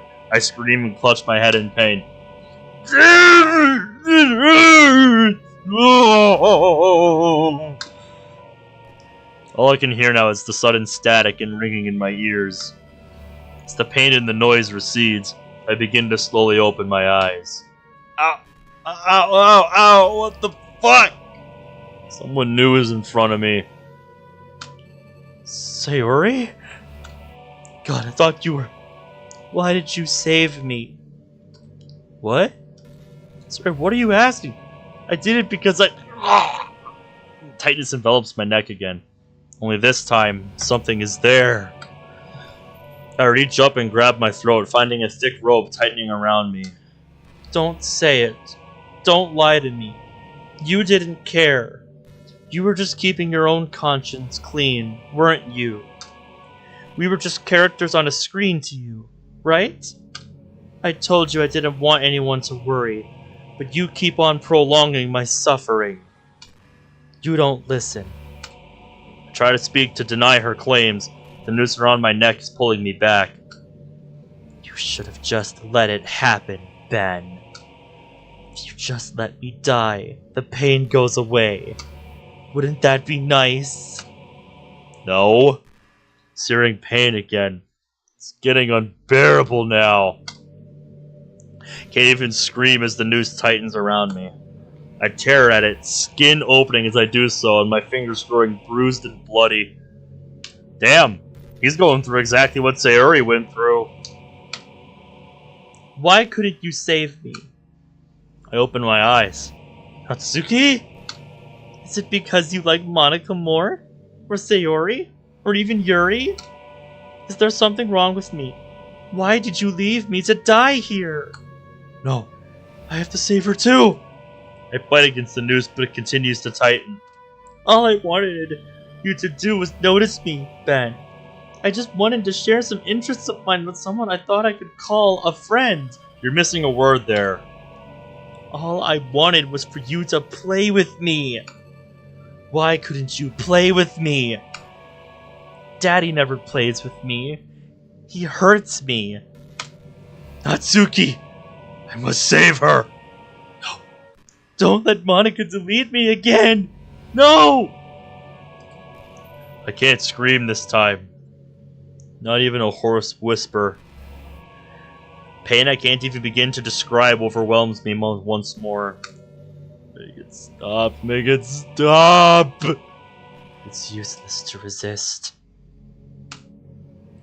I open my eyes and see Yuri below me now. You used the space room pen to get in here, didn't you? The noose has lifted me a bit off the ground. It's our fate.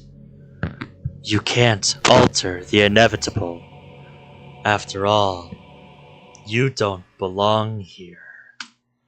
So instead of spending time with that bitch, Monica, spend some time with me. Never! Never! I'm 10 times sexier than that cunt, and I've got the boobs and the ass to prove it. I don't care! No! The noose loosens a bit, and I manage a few words. No, I can Oh, save it! Stop acting like you can save us from our demons. Wounds! No! I struggle against the noose once more. You should just let it happen, Ben. Give in. The pain will end if you just give in. Are they right? Am I just fighting an uphill battle? Will I never get the boulder to the top of the hill before it slips away? Just like Sisyphus. Ah, don't look sad, darling love, while the world crumbles around us. The knife! Let's bathe in our blood together. Searing pain in my abdomen now, I instinctively scream, but nothing comes out. I close my eyes in anguish. I think about home suddenly. I wanna go home! Feel my body fall to the ground, hitting at a high speed. The noose loosens, but the pain in my abdomen only increases. Cold. So cold. Ben?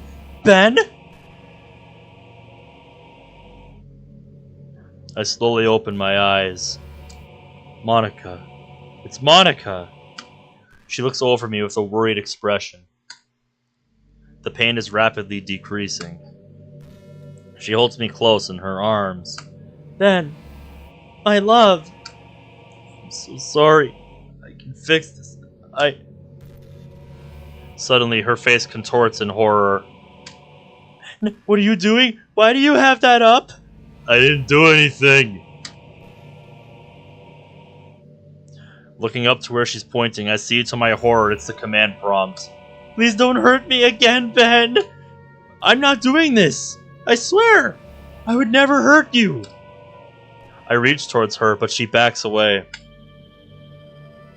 Then why are you entering that? I just told you, that's not me. I look at the screen. What? I didn't put that there. I swear. Frantically, I look around and find a keyboard lying on the ground. Grabbing it, I smash the backspace key over and over. There, see, Ben, you didn't hit backspace! Looking back up at the prompt, my body goes cold. Uh-oh. Did somebody mistake the enter button for the backspace button?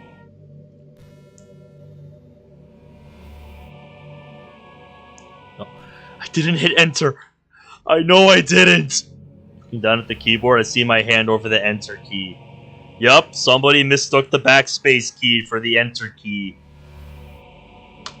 The other way around. I hit backspace. Ben? Why?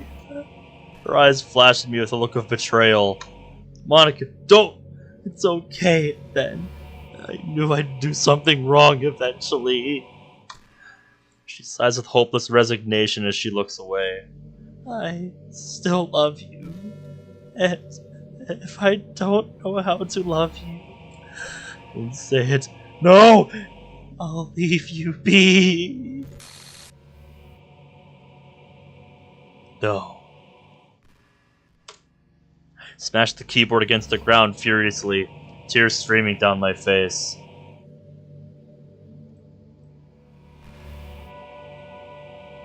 Come on now. Fuck! No! I scream in anguish and hit my head over and over again. This can't be happening. This can't be happening! Let me out! Wake me up! Somebody! Wake me up inside! Couldn't wake up! I scream again and again. My screaming eventually gives way to wails of sorrow. I did this. This is my fault. That's right. You did this. Who said that? You can't save them. You just can't understand. This is your fault. You can't save them. Useless. Failure. Your fault. Your fault. Your fault! No. Collapse and curl up.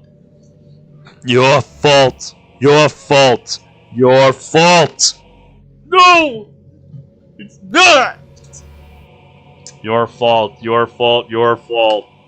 Shut up. Shut up. Shut up! Your fault, your fault, your fault. Get out of my fucking head! Get out! Your fault, your fault, your fault. Get out of my head, get out of my head, get out of my head! Suddenly, the voice stops. I'm trembling now. I didn't. So what's next, Ben or Dunn? I look up through tear-filled eyes. What? What is that? No, I don't want to die!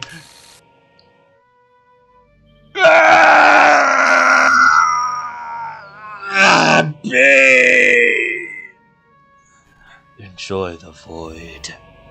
The eternal night. Oh! Ben. I knew it. It was a dream sequence. A very long dream sequence.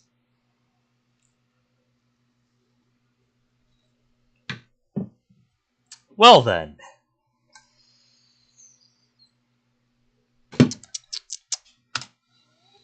The pain is immediately gone, and I shoot up to a sitting position, cold sweat running down my back. I look around frantically, hyperventilating heavily. What happened? Where am I? Ben, calm down. You were having a nightmare. I look at the sound of the voice. She's alive? I didn't delete her? A very frightened Monica reaches out to me with a tender hand. I jolt back, causing Monica to flinch. Ben! Swallowing hard and trying to calm my breathing, I reach out to her with both trembling hands. Monica doesn't move, allowing me to touch her cheeks. Warm, wet from tears. Oh my God. She's alive. Thank God she's alive! I release a breath I wasn't aware I was holding. Ben? Ben! I pull her closer and bury my neck into her collarbone. I wrap my arms around her tightly, tears flowing once more, but this time of relief. She's alive. She's alive! Of course she is! Come on, she's not that easy to get rid of. Come on now. No way I'm letting go of her again. I'm sorry. I'm so sorry. I won't delete you. I'm sorry. I'm sorry. Ben, what happened? Ben, what's going on?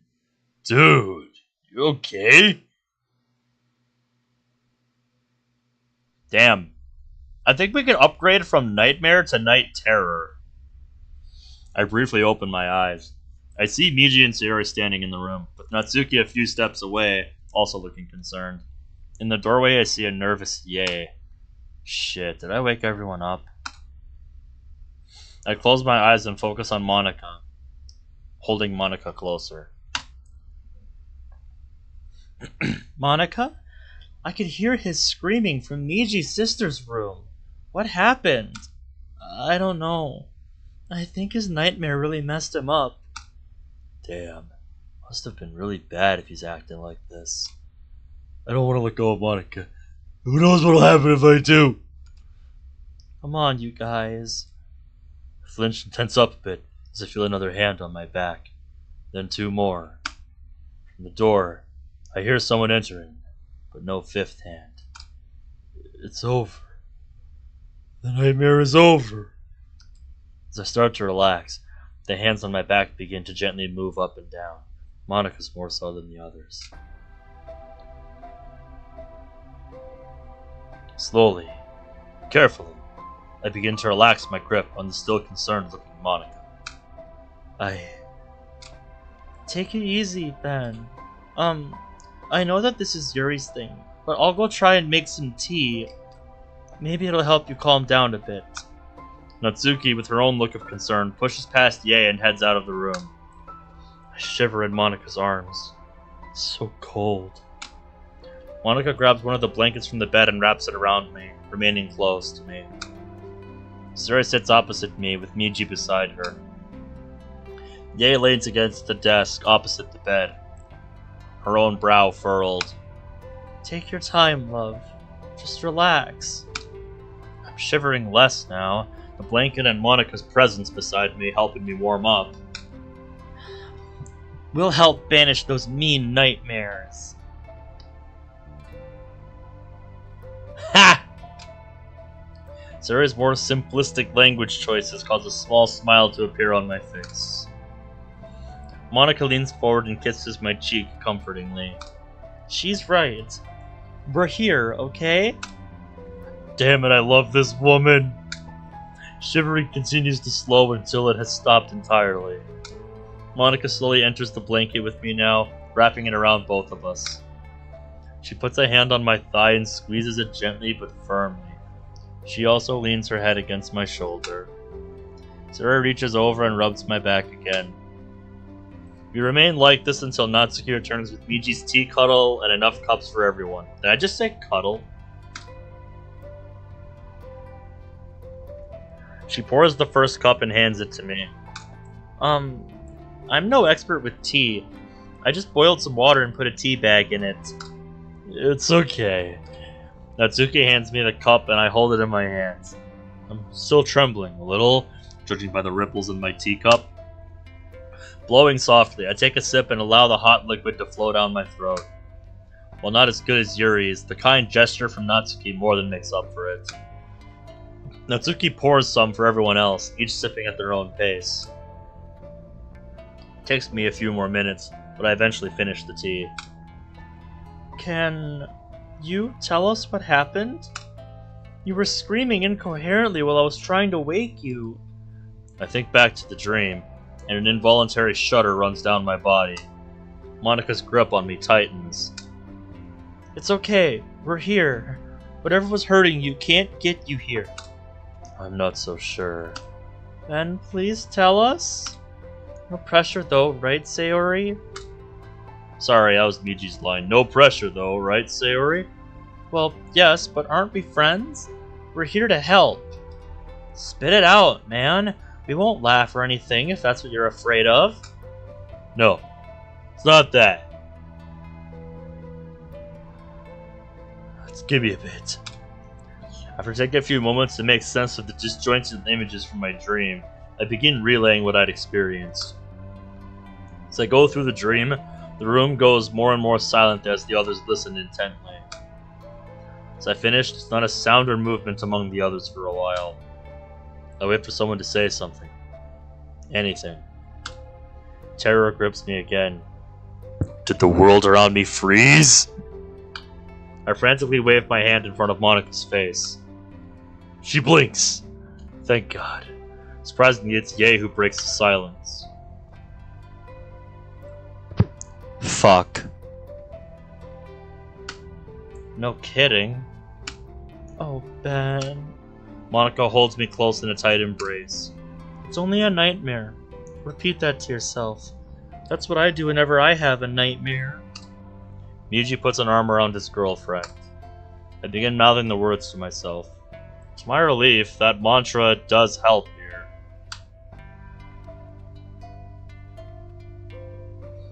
I'm feeling better. I look at the clock on the end table next to the bed. God, it's only 2 past midnight? Everyone, I'm sorry. I didn't mean to wake you. Don't worry about it. I'm used to not getting much sleep. Yeah, me too, Natsuki. Besides, we want you to be okay. That takes precedent. Everyone is here. It helps so much. Even Yae's presence is soothing right now. Thank you, everyone. This means a lot to me. Up. I found that menu. Anytime, love. Anytime. We're all in this together, man. Thanks. Listen, I'm feeling better now. Why don't we try and go back to sleep, yeah? We have school in a few hours. School? Ben, after what you just experienced, are you sure you still want to go? I have to. I have to make sure things don't go south. Today of all days. Besides, it's just a silly nightmare. Right. Are you sure you're alright to sleep? We can stay, you know?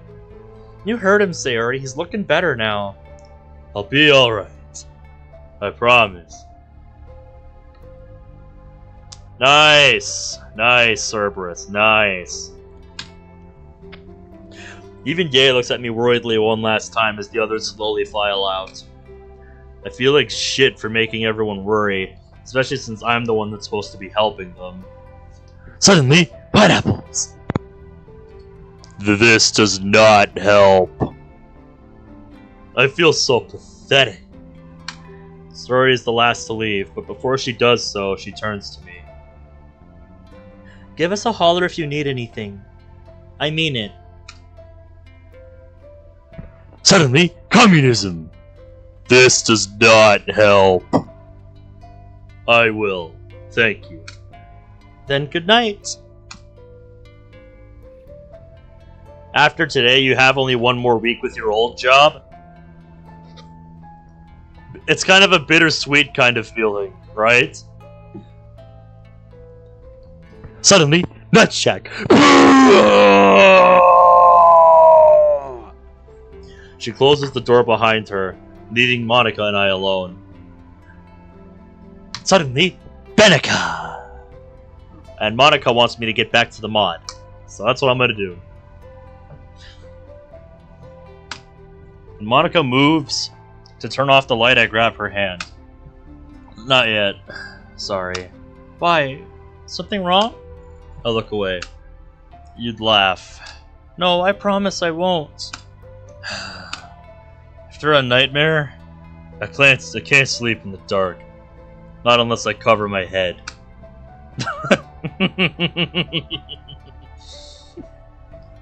Suddenly, Munker! Monica just turns into Munker in-game. Somebody needs to make that a meme. Somebody make that a meme. Monica's reassuring smile warms my heart as she moves back to my side. Okay, love, I'll leave it on. She wraps her arms around me and, to my surprise, holds my head against her chest. Do it. Suddenly, Munker! She strokes my hair gently. Just relax. I'm here.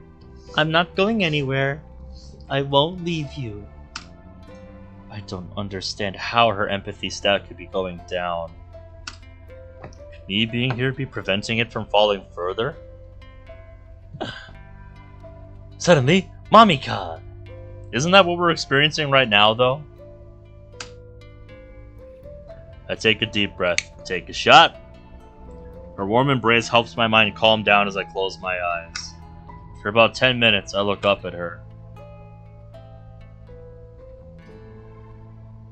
You can turn the light off now. I'm feeling better. Without a word, she reaches over and turns off the lights. I close my eyes again, and Monica holds me close to her chest, hands gently running through my hair. She begins humming a tune to me. I haven't ever heard that melody before, but it's relaxing. While she continues to hum, I feel her grip on me slightly tighten. This girl's a lot stronger than she looks, and I don't mean just physically.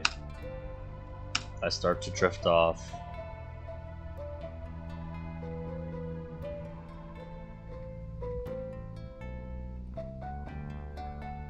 I feel warmth and a rather relaxed heartbeat. I then realize that Monica never let go of me all night, her hands gently resting atop my head. This sensation is lovely. She's breathing softly, mouth slightly open in the cutest way. I gently untangle myself from her grasp and stand. The clock next to me says 6:16 a.m. Quietly I search for pen and paper, leaving Monica a little note just in case she wakes up when I'm not around. Leaving the note on the bed where I was, I had to take a shower. There you go. Get yourself cleaned up, boy. When I leave the bathroom after a nice long shower, Monica is already awake and waiting for me. Good morning, love. Morning to you, too. How are you feeling? Much better than last night, that's for sure. You? I'm doing fine today. Good. You don't seem super confident about that. Oh God, is she blushing? Want to thank you for what you did last night. It really helped. I've read that guys like it when their girlfriends do that, so I decided to try. Well, it definitely helped. I feel better. The door to Sayori's and Meiji's room opens just then, and a sleepy Sayori comes out, rubbing her eyes. What did I miss? Ben, are you feeling alright now? I nod as Meiji, too, comes out, looking about the same as he had the day before. Oh good, I was so worried, you know? She really was. She was talking a kilometer a minute for a while until I told her to calm down. I shake my head and pet Sayori's head playfully. That's our Sayori, everybody. All the head pats for Sayori. I'll be fine, I promise. I'm holding you to that, you know. Just then we hear a knock at the Shizu's door. Oh? Could that be Mori? She's early. We all freeze, remembering what happened yesterday with Yuri. Monika springs into action, running out towards the door. The three of us, trapped in the space room, wait anxiously. Eventually, Monika comes back, Mori in tow. It's okay, it's just Mori. Sorry for being early. I wasn't really able to sleep last night, so I decided to come here early. That's okay. Did anything happen last night? Anything worth reporting? Ben had a nightmare. God damn it! I shoot a glance at the now worried Mori. Nightmare? Yeah, a nightmare. If you say so. I hope no one was hoping to cook breakfast because I stopped by McDonald's to grab some breakfast on the way here. Oh, I forgot about that bit. Them doing all the fucking rebranding to avoid lawsuits. Ugh. She holds up a couple large-handled plastic bags, one of them slightly wet from the rain. How bad is it out there today? It's bad. Worse than any day this week. Well, thank you for going to the trouble. I appreciate it. We all do, right? The others nod appreciatively. Well, I did burn dinner last night. No one's gonna blame you for that, you know. I smell fried breakfasty goodness. Hell yeah. Dadsuki looks around and spots the McDonald's bags. Eee! I haven't had a McMuffin in ages. It's so obvious what they're ripping off. But legally they're in the right. I'm surprised they didn't go the full... I'm surprised they didn't go the extra mile to go WickWuffin. WickWuffin? Since they're flipping all the M's.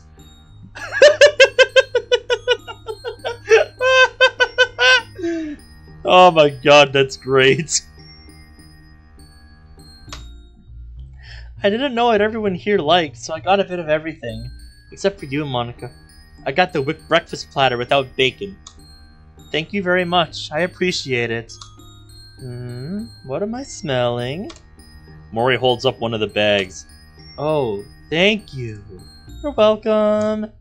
Let's take this to the dining room. Grabbing the bags, I head into the dining room, everyone following behind me. Once there, I empty all the bags and place the breakfast sandwiches on the table. This is way too nice of a fucking dining hall to be eating something like McDonald's in. Like, holy shit. Don't be shy. Take what you want. I bought plenty. And with that, everyone begins grabbing the meals they want. I haven't... Well, it's not entirely true. I set Monika's aside for her at normal... I set Monica's aside for her in her normal place while I go grab plates. I come back with said plates at the table and grab 2 small muffins. Seeing them brings back the memory of my first day in this world. Back then, I realized I was just living the fantasy that every DDLC fan had, trying to help the Dokis.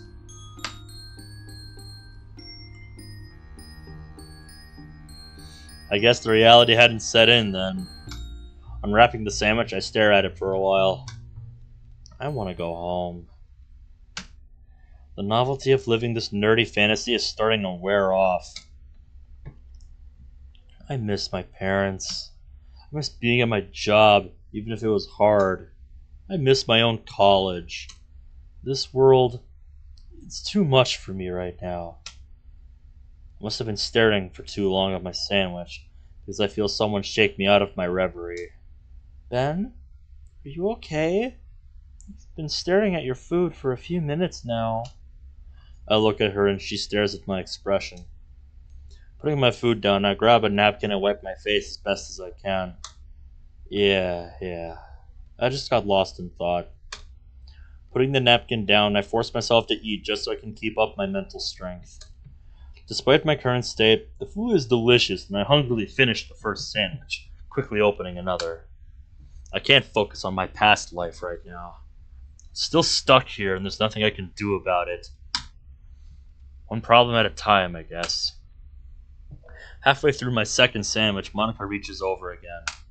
Hey there, slow down. You don't want to choke. Besides, it's early. Where are you, my mom? Take your time, okay? I nod and continue eating, this time making myself slow down. Ugh. Finally, I finish and look around. Everyone is still eating, most nearly finished. There are a handful of sandwiches left as well as a few hash browns. Still a bit peckish, I grab a small hash brown and nibble on it. Thoughts from before slowly returning. It's true. I'm starting to miss home. I wonder again if my parents are looking for me back home. I also worry about how much time might have passed in the real world compared to time here. Maybe it's like how time passes in DDLC compared to the real world. Maybe only a few hours have gone by. If that's so, they're still on their second honeymoon in Hawaii and won't be home for a while more. Or maybe nearly 2 weeks have gone by and they come home to find the house empty and me gone, with the only clue to his existence being the computer. I shudder a bit at the thought and my mind starts racing in fear again. Why am I thinking about this now? No, focus! I shake my head a bit and finish eating the hash brown before putting the wrapper down. I take a little bottle of orange juice and sip at it while the others finish their meals. Breakfast has gone on in silence all this time. As breakfast begins winding down, my brain goes into overdrive, going over potential scenarios to any plan I think of. Maybe it's just my current jaded mood about everything, but anything I come up with doesn't seem to end up well. A thought then occurs to me. Yuri was at school on the final day of Act 2 in the original game, so it's likely she'll be at school. A sudden shake on my shoulders jolts me out of my thoughts. Looking over, I see that Monica is looking at me again. This time it's not just her. Everyone. Even Ye is looking at me. Did I do something wrong? You were making faces at nothing. You okay, sweetie?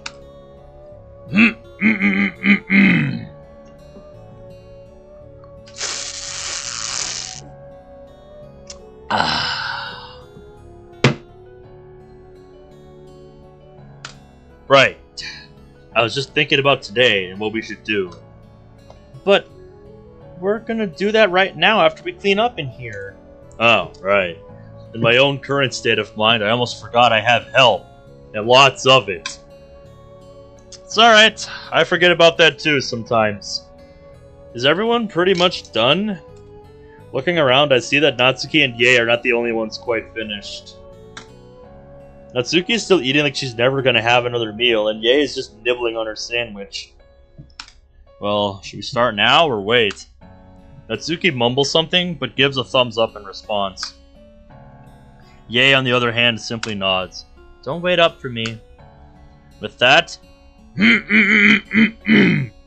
I look up at the gathered group. Okay, so what should we try to do today? Today, according to the game, is the last day before the second part of DDLC ends. I was just thinking of a few scenarios earlier, and I'm not sure where to go from here. I'm not even sure if Yuri is going to show up to school or not. I didn't. Dadsuki puts down her sandwich and wipes her mouth, swallowing before continuing. When my mom died, I cried a lot, and Dad told me I didn't have to go to school for the next few days. I don't know if Yuri would do the same thing, but with how she's been acting, it wouldn't surprise me. Well, maybe. But remember that Yuri shows up on that final day in the game, like Ben explained. If she does, we need to talk to her. Maybe even bring her in here. Yeah, not sure that's a good idea. She's losing it, Sayori. All the more reason to bring her in here and show her what her past life was like. Remember what happened to me when you guys tried that? I nearly snapped my neck, you know. So what will Yuri do? She's a knife collector, damn it! Natsuki takes a few deep breaths to calm herself down. Take a shot. Didn't mean to yell. This whole thing terrifies me, I'm not gonna lie. You're not alone there, Natsuki. We're all terrified. I'll admit, I'm scared too, and I'm not even in this game. Same here. Alright, you both make some good points. I say we try and come up with plans for both scenarios. We shouldn't forget about Kotanoha. Mori almost spits the name out angrily. Yeah, her too. Thoughts? The room falls silent as everyone begins thinking. Mori, didn't Yuri give you her number one of the days in the club room? She did, yeah. Why? I'm thinking there's a bigger chance she might talk to you over the phone if she doesn't show up at school today. She hates the rest of us currently for various reasons. I wouldn't say she hates you guys. No, I'm pretty sure that's accurate. But Mori, if you're okay with it, calling Yuri if she doesn't show up or at least texting her would be helpful. Of course, anything I can do to help. But what if Yuri does show up? Do you want me to try to talk to her? That would probably be a wise idea. In fact, if she doesn't show up, Monika's idea about you contacting her is also a good idea. Just be gentle with her regardless. I know, I will be. What about Kotanoha? She's to be avoided as much as possible. Don't try and provoke her if you encounter her. If she approaches you, be polite if at all possible. I give Natsuki a sideways glance. Fine. Her priority today should be Yuri. I just hope she'll be receptive enough. I'm not so sure about that. Should I ask my gang, I guess, to keep an eye out for her?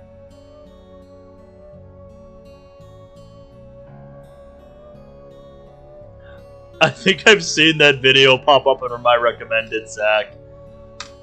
I shake my head again. Like I said earlier, I don't think that's a good idea.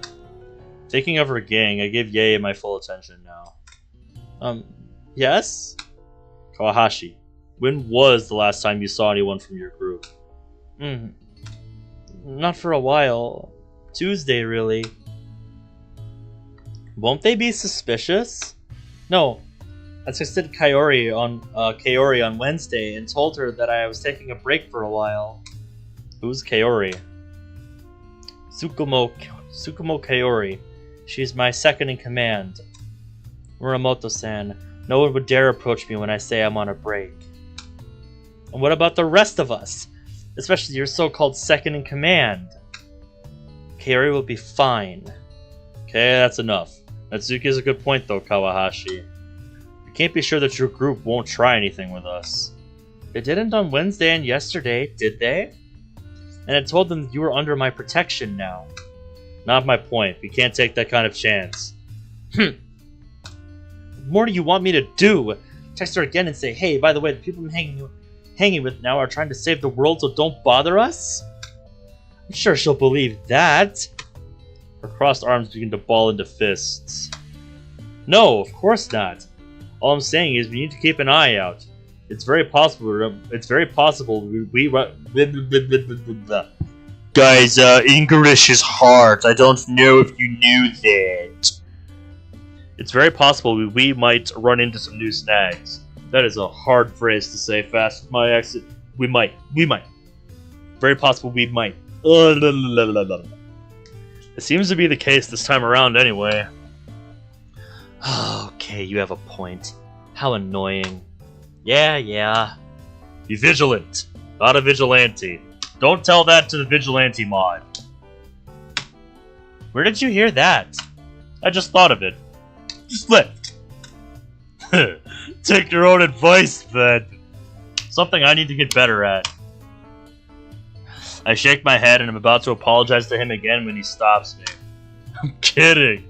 I know you promised to be careful with my body, and I'm holding you to that. Speaking of, are you feeling any better today? My voice is still half gone, but I feel a bit better. Oh, that's good. Is there anything else you feel like we should address, Ben? All eyes fall on me. I lean back and think. All I can really think of is what I already mentioned. Keep a sharp eye out for anything. I'll try my best too. I stand. If anyone else has anything to say, might as well say it now. We've all got to get to school soon. Speak now or forever hold your peace. A few moments of silence pass as the others consider.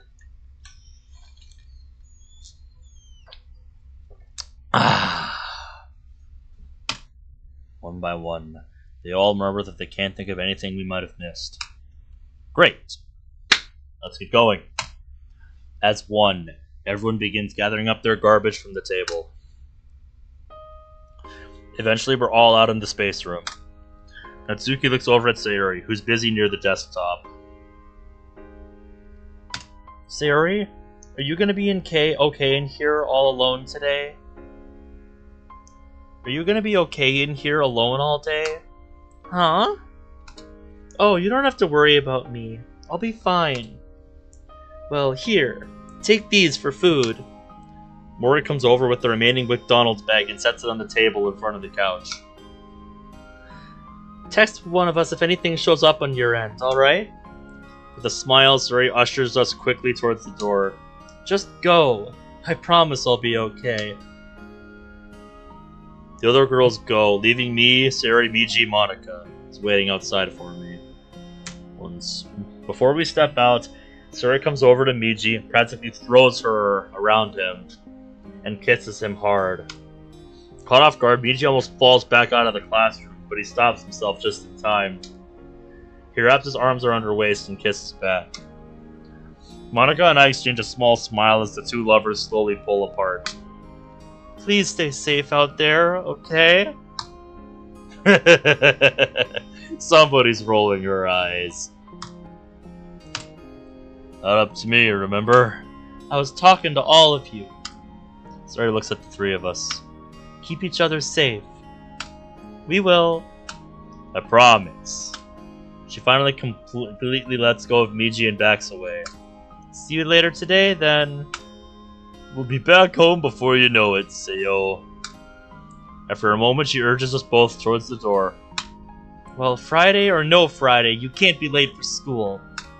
Alright, we're going. Once more into the breach. After the merging is complete, I note with some relief that Meiji does feel a bit better. His throat still hurts, but it's more manageable if I keep my mouth closed for most of the day. I pull out a mask from his pocket and put it over my face. See you soon, Sayori. Take care. Sayori waves to us as we head down the hall. Monica and I are the last two out into the dark, rainy morning. The rain is currently coming down harder, and the wind feels like it's picking up now. I hope we're not getting a typhoon. I note Miji's voice sounding a bit hoarse and make sure a note to ask the nurse if she has any lozenges to help soothe sore throats before class. The other three are waiting by the gate for us.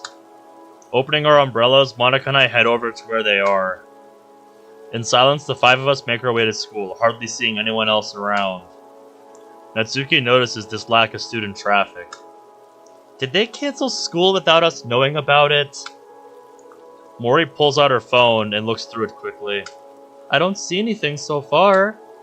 The weather forecast doesn't say anything about a major storm or anything like that. We are a bit earlier than we were yesterday, remember?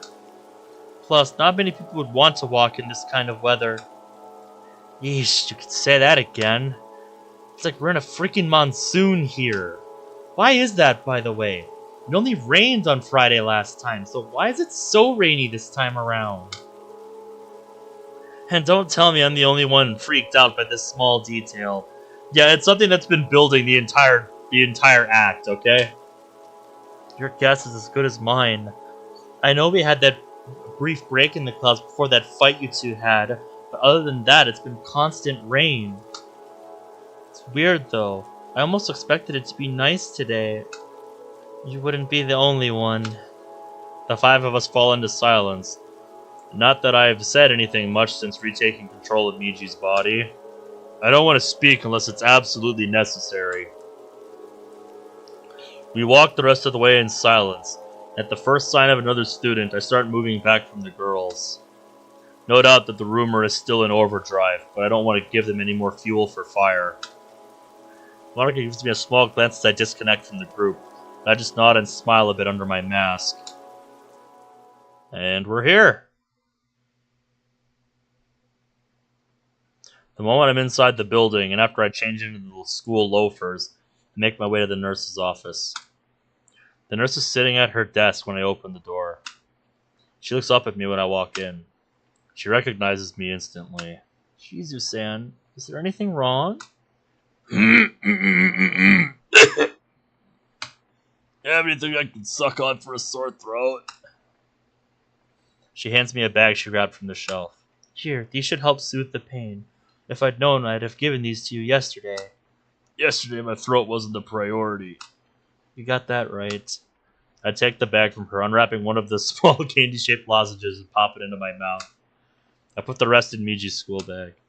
If you feel any worse through the day, come my way and rest. Doctor's orders. Got it? We're off to class with you now. You got it. The classroom is still pretty empty at this point, but I do see a couple of familiar faces. Mori is already there, organizing her school books on her desk.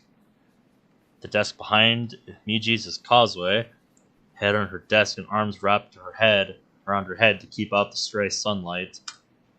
I quietly approach, hang Meiji's bag from the hook, and sit down. Despite my best efforts, this startles Causeway. Oh, hey there, Ben.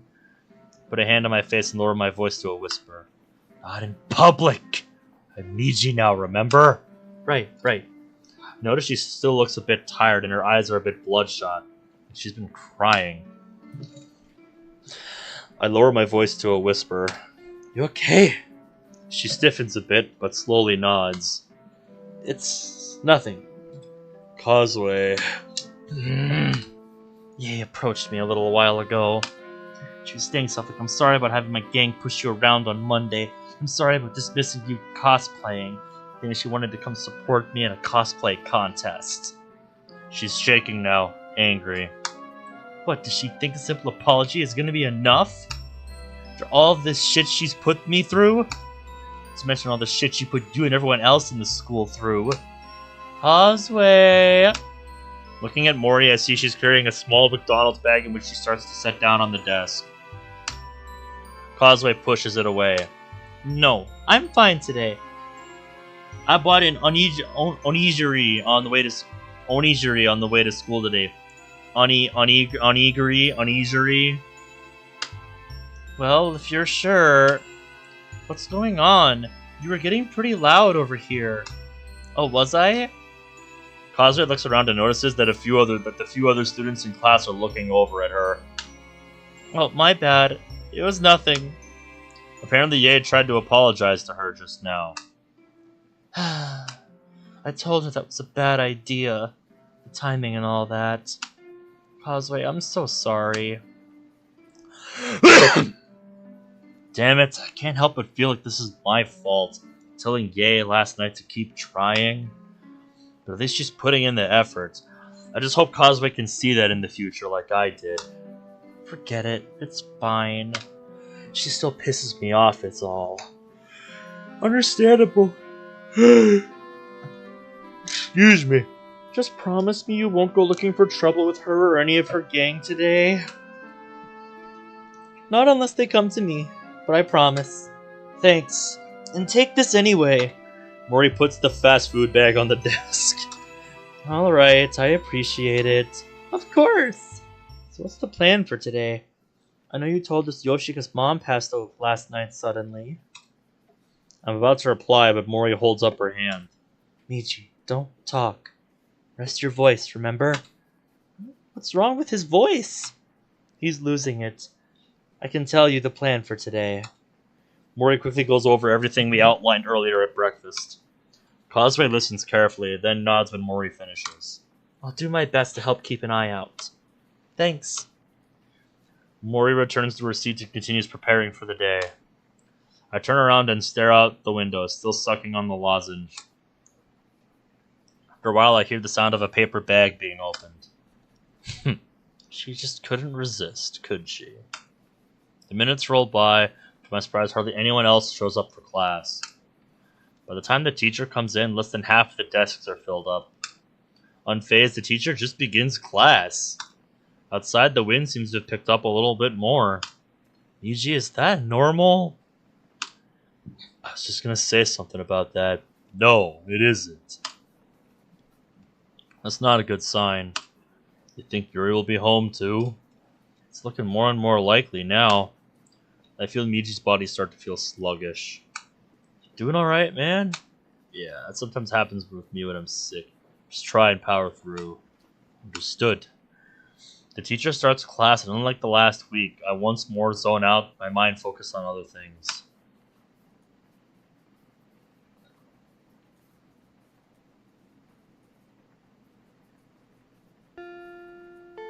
Several hours later. Before I know it, lunchtime rolls around. I'm startled out of my thoughts, since it just seemed like we started class only a few minutes ago. It must have been deeper in thought than I realized. Standing, I stretch and rub my eyes. The passing of time might have seemed like a few minutes, but Meiji's body tells me otherwise. I'm a bit sore from sitting so long. I hardly remember anything from classes. Well, lunchtime, I suppose. Lunchtime? Class just started, right? I freeze. Am I not the only one? Or is it just due to being in the same body that Meiji's experienced the same thing I just did? Not according to the clock on the wall. Look. Look over at the wall clock, which reads as lunchtime. Wow. That's so weird. I could have sworn we just started class like a few minutes ago. Yeah, it happens to the best of us. Turning, I see Causeway looking around the room with a concerned expression. Looking over at Mori, I catch her glimpsing around with a similar look. I turn back to Causeway. What's up? Huh? She looks over, focusing on me.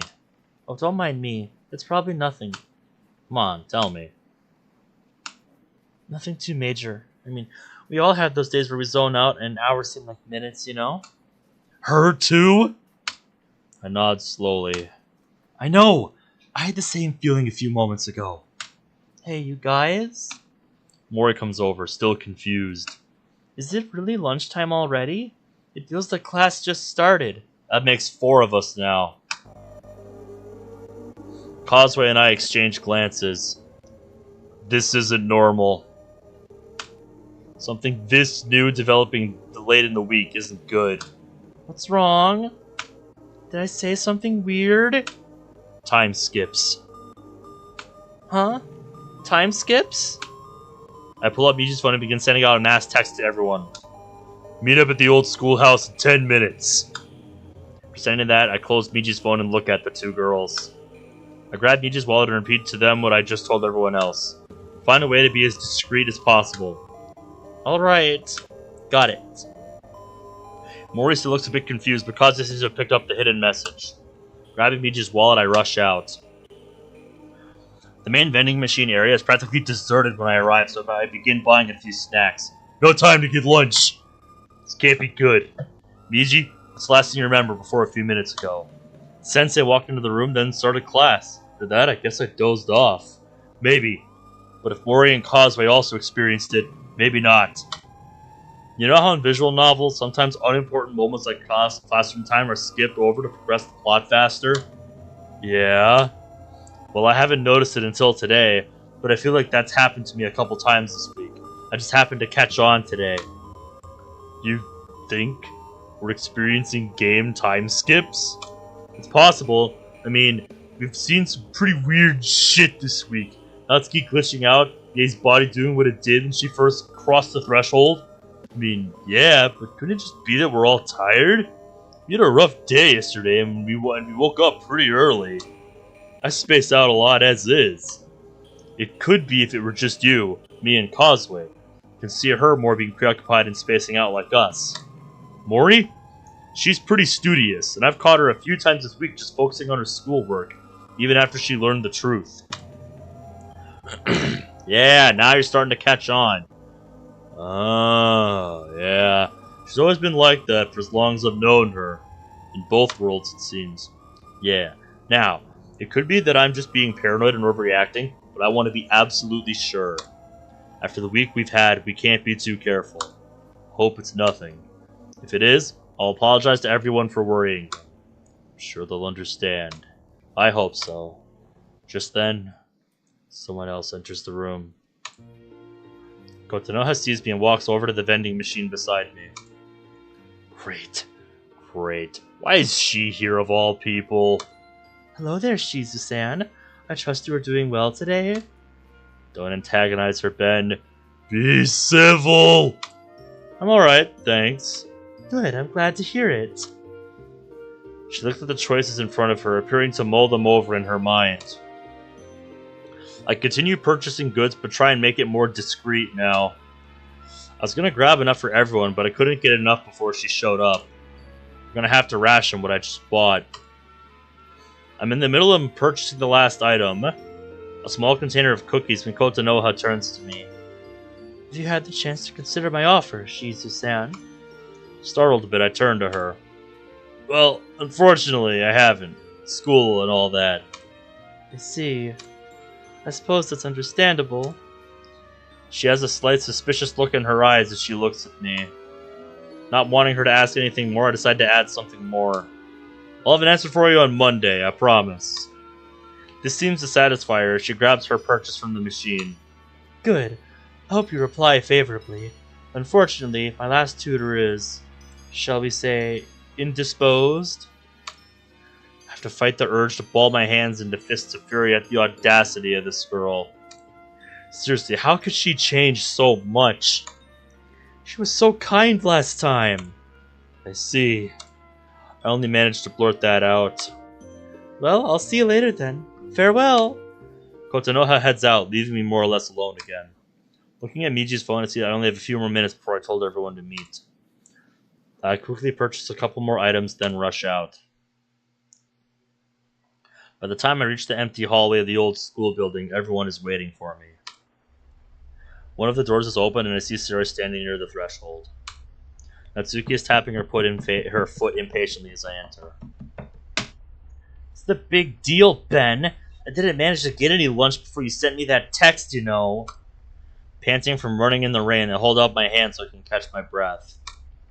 Hang on.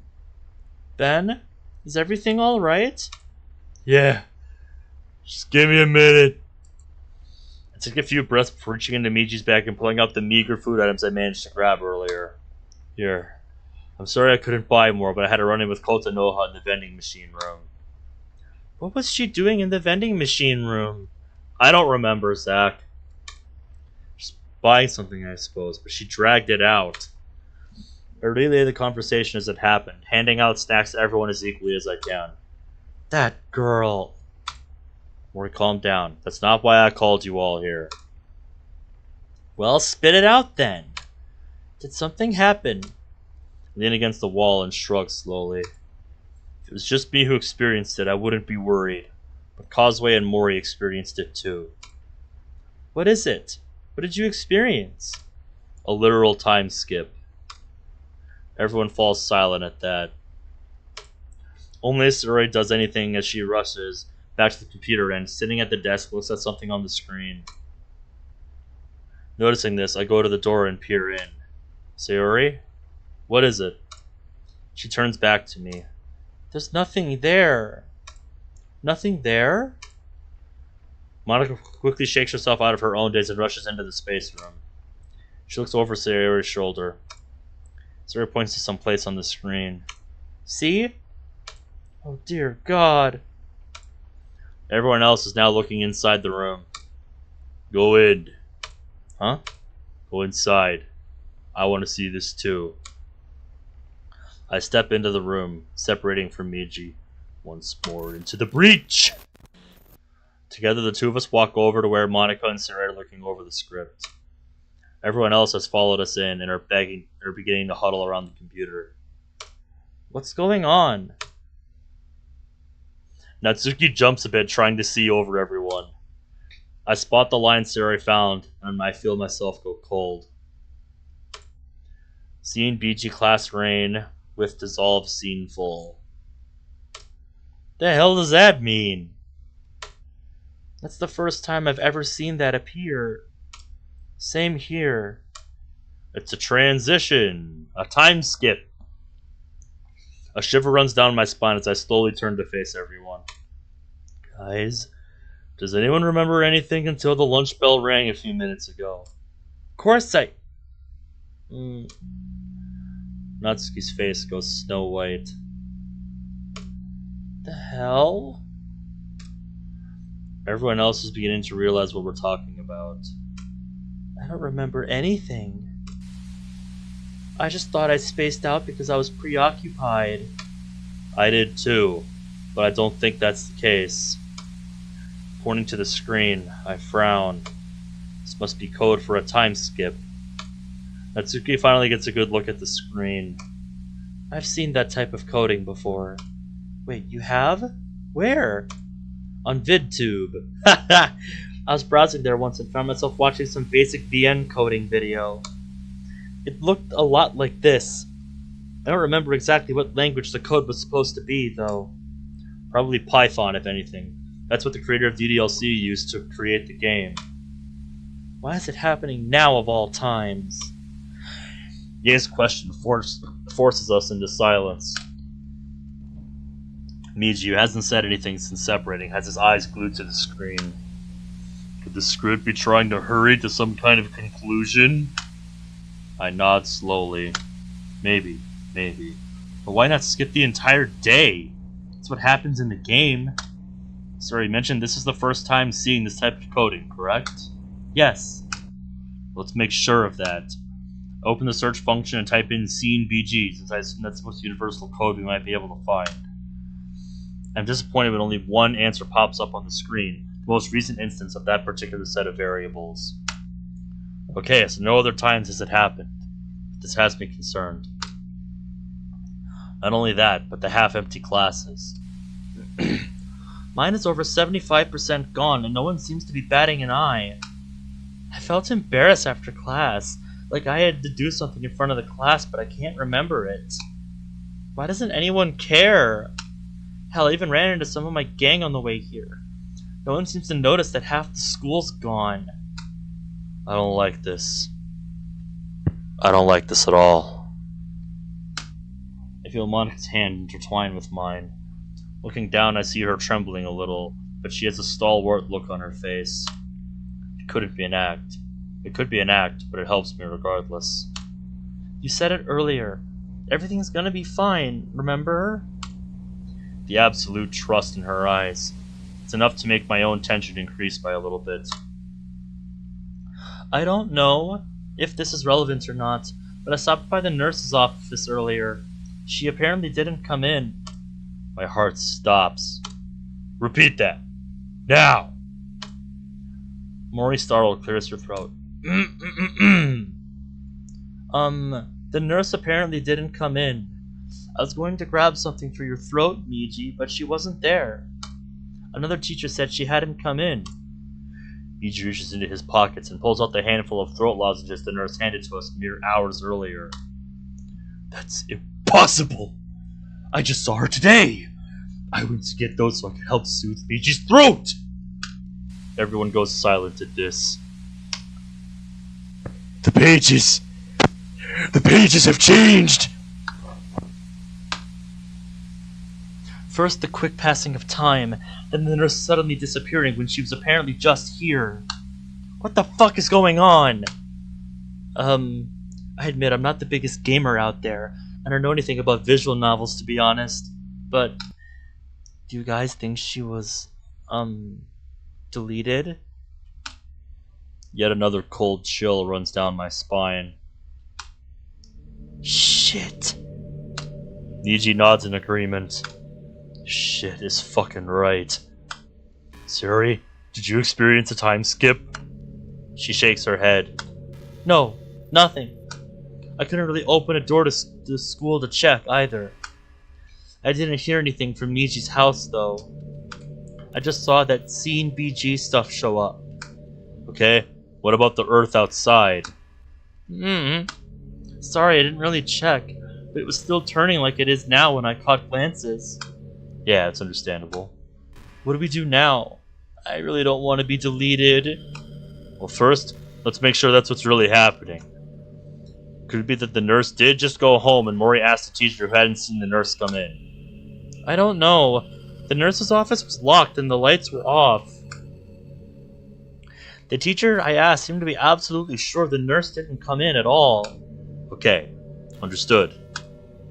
I rush over and sit at the computer, beginning to explore the files. Monica is quickly by my side, leaning in next to me. Everyone else quickly crowds around the screen as well. I turn to Monica. Where would you look? Me? Why? Since in the original game, you were able to delete people, you had to have some kind of process to find it. Get up.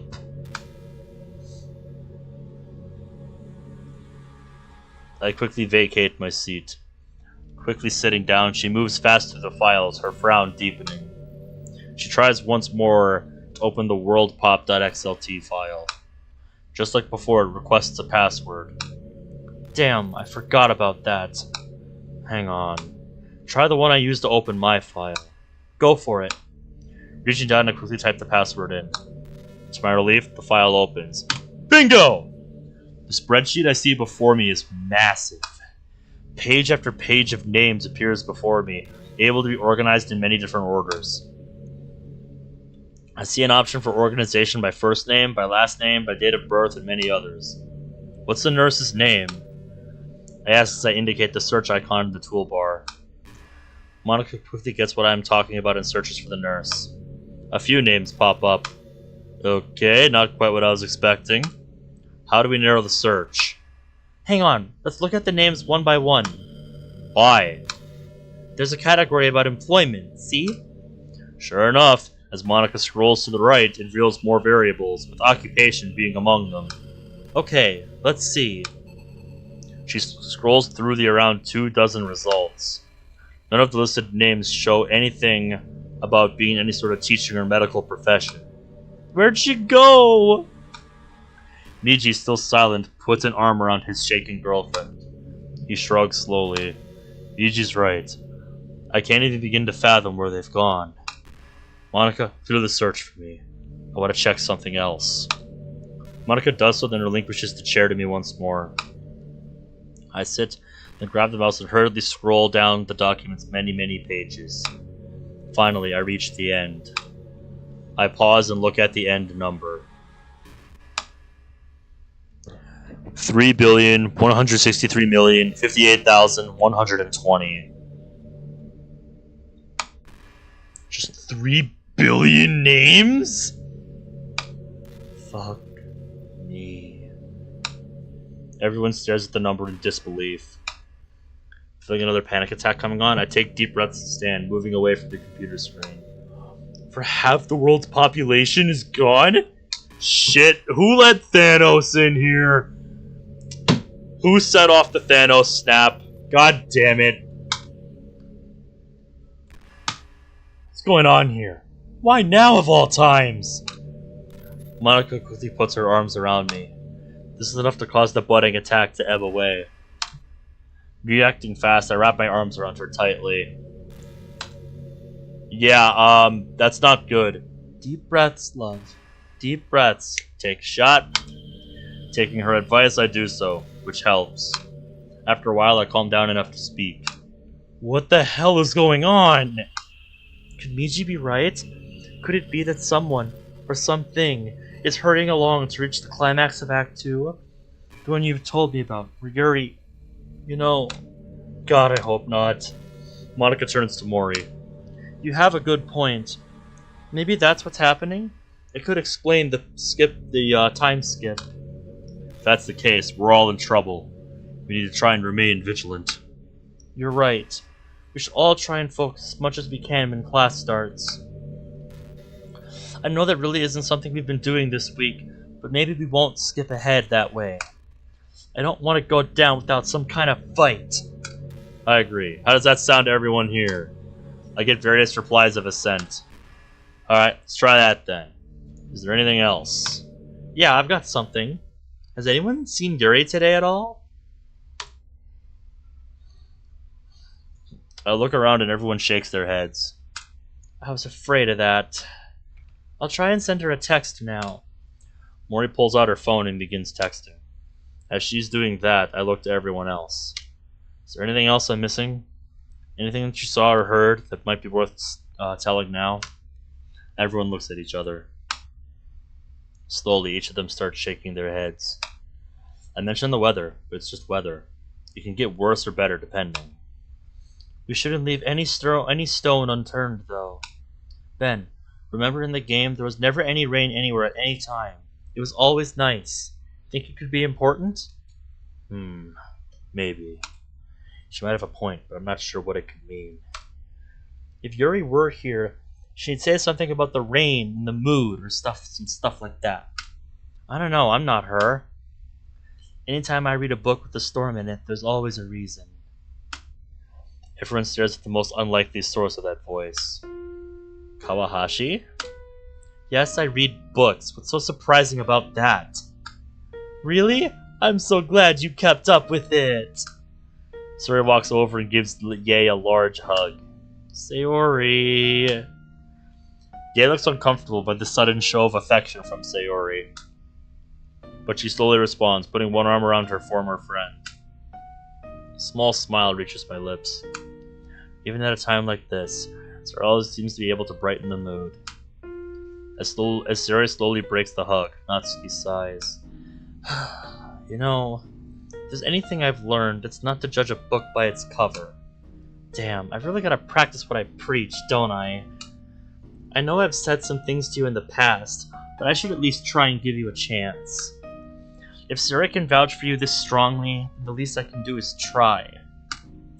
At this, Yae's eyes glimmer as she quickly glances over at me. The others might not notice it, but she looks incredibly relieved.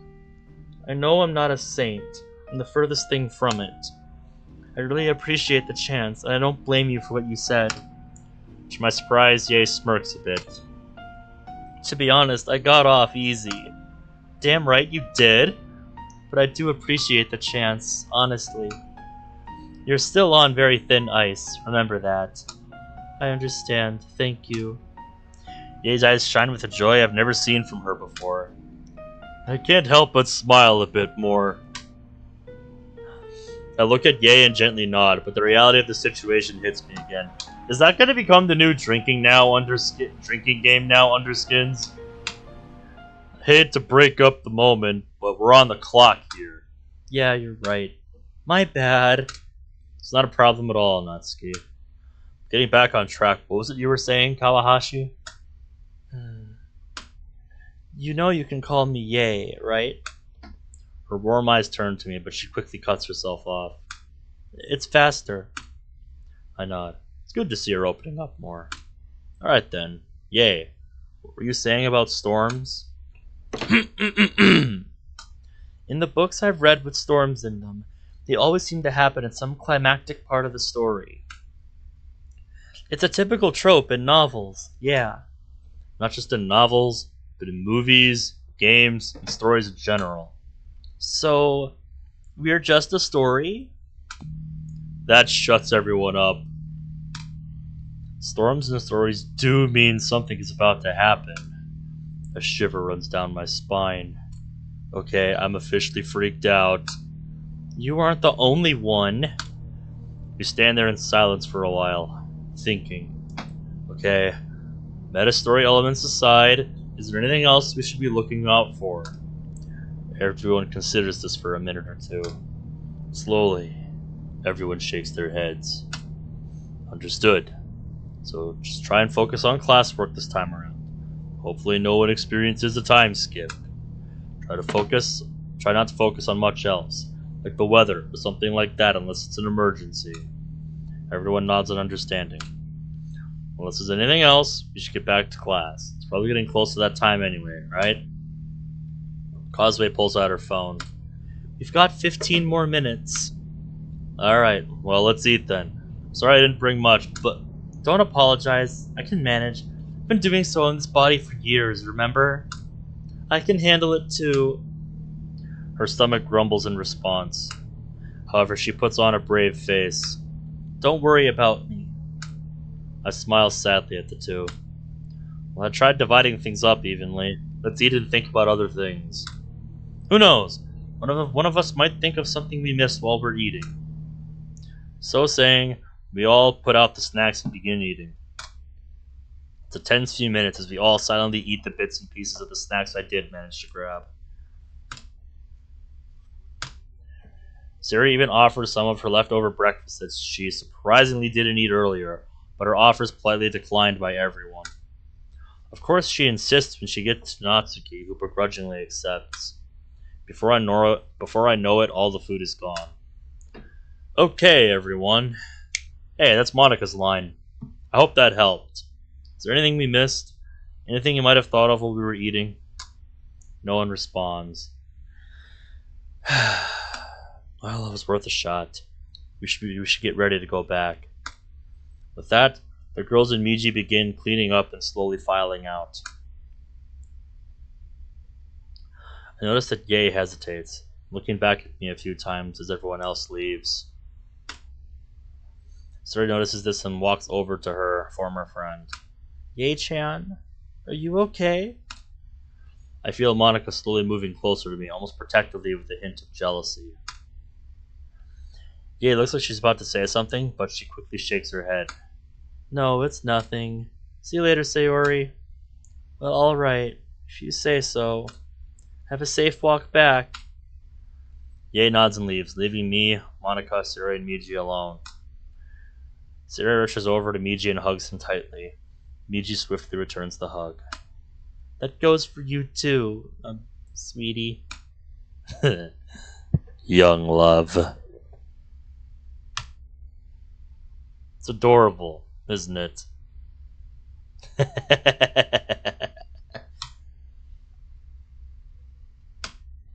Well, that's all up to bed. No promises. Ben, you promised. I know. I'm just teasing him. I'll be careful. I'll keep an eye out for him. Don't worry. Thanks, Monica.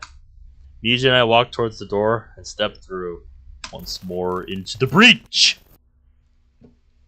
When I recover from the merging process, Monica follows me out, then turns to Sayori. You good from here? I'll be fine. My eyes will be glued to the screen. Want me to keep the door open? Sarah considers for a bit. No, I should be fine. Besides, we need this extra entrance in case of emergencies, right? Yeah, fair point. Well, we'll see you later then. Stay safe. You too. Same goes for you too, Ben. Keep my Meiji mutt safe. My jaw drops and I can feel the same happening to Meiji. I feel my face flush thanks to Meiji's embarrassment. What a name, Meiji mutt.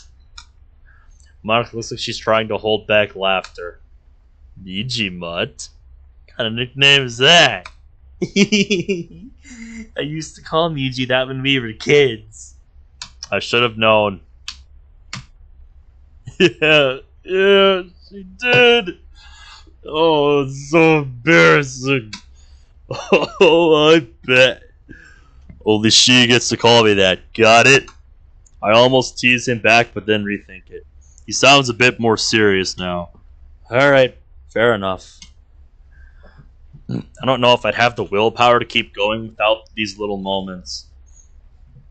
I'll have to thank Sayori formally later.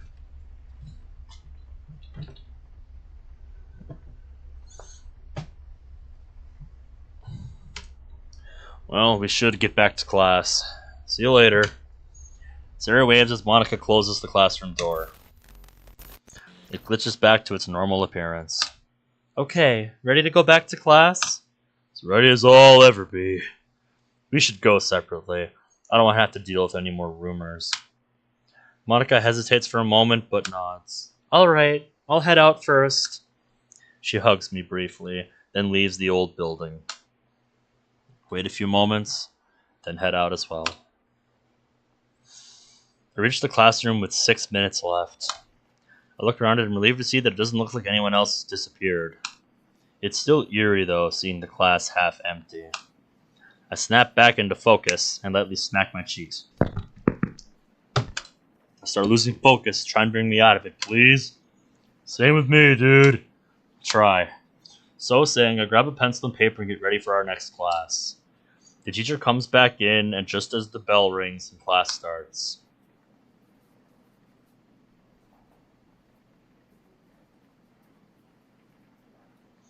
The day is over before I know it, but I at least remember most of it.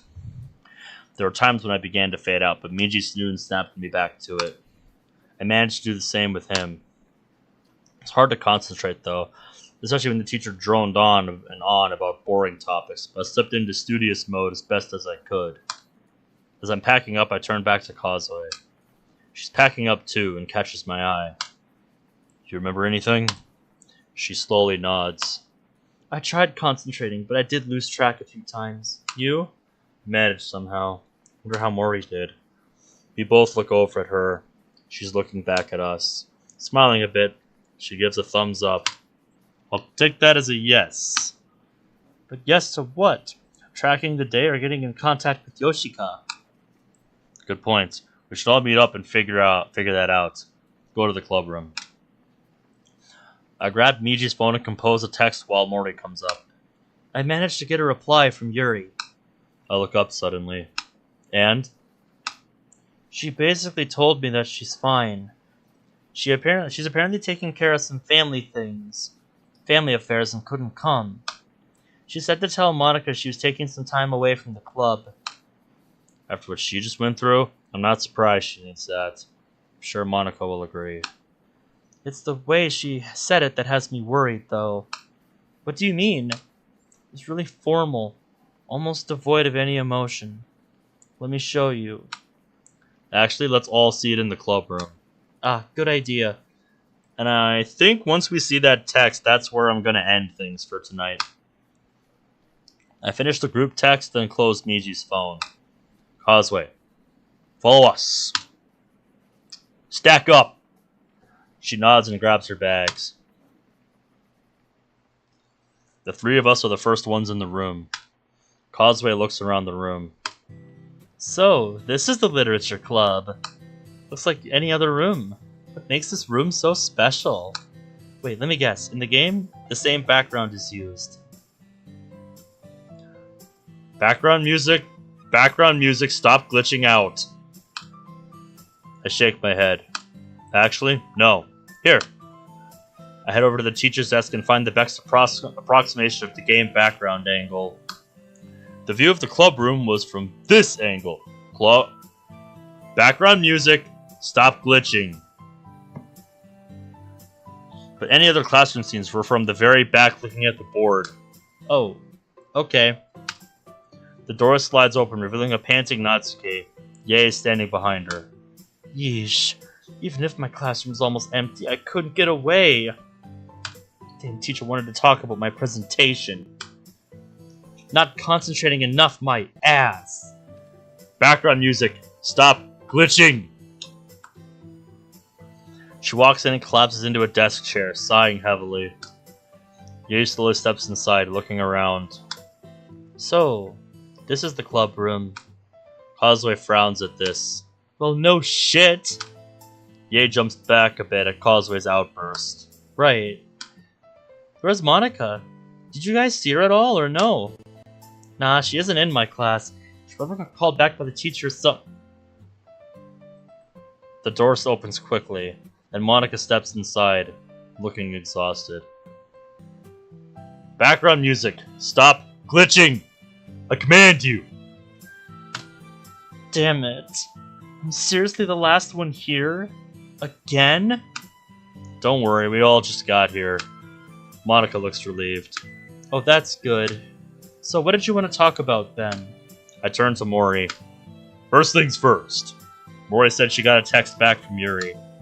Monica looks hopefully at Mori. Really? What did she say? Mori pulls out her phone. Here, I'll read it. Oh, finally. No more glitchy background music. Mori opens her phone and taps the buttons a few times. Here it is. Taking a deep breath, take a shot. She begins. Greetings, Mori. I do apologize for not responding sooner, but I've been otherwise occupied. I will more than likely not be at school today as I'm going to be attending my mother's funeral. Everyone goes still at the revelation. I gulp, the weight of those words finally hitting me. That sweet woman I met just a few days ago at the church is gone. Just... gone. Does she say anything else? Yeah. Here. Please inform the others in the club that I apologize for any trouble my absence might cause. Also, please inform Jizu-san that I have sent him a special message to his phone. Cordially yours, Yuri. Mori pauses here and she looks a bit nervous. Ben, did she send you a message? I put Meiji's phone on silent earlier. Here, let me look at it privately. Ben! Monica has a brief look of jealousy on her face, which is promptly replaced by guilt and worry. Despite her mental state, I think we should respect her privacy, don't you? You have a point. I'm just really worried, you know? I think it's safe to assume we all are, Prez. Monica smiles a bit at Natsuki's words. Right, yeah, I know. I take up Michi's phone. Lo and behold, there is an unread message from an unknown number. Same one that those damn pictures came from. Frowning, I open it up, wondering how in the world Yuri got Michi's phone number in the first place. Dearest Meiji, your poem has helped keep me afloat in this newest crisis. My love for you has only grown, despite outside interference from lesser women. I apologize for not being there to give you my thanks in person, but I will be able to do so very soon. Wink. I intend to show you just how well we fit together, and how perfect we are for each other. I'll show all those other temptresses that I can make you feel things they just can't. They won't be able to make you feel as good as I can. Not even that whore Kawahashi. I will show you an endless time of pleasure. With everlasting love, Yuri. P.S. Have a preview of what you will receive in the future, dearest. Not wanting to, but knowing I have to, I scrolled down. I feel my blood run cold at the image meant for Meiji. It's a Oh! No! No!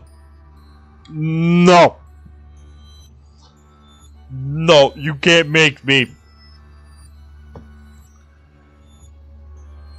It's a full-on nude photograph of Yuri standing in front of a mirror. Her eyes are wide with a nearly psychotic look, her teeth showing in an equally insane smile. She's not even being subtle, showing everything off.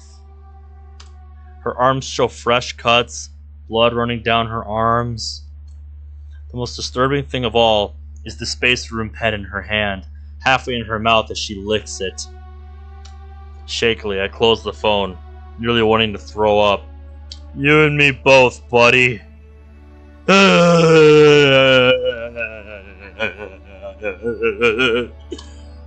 Well, what is it?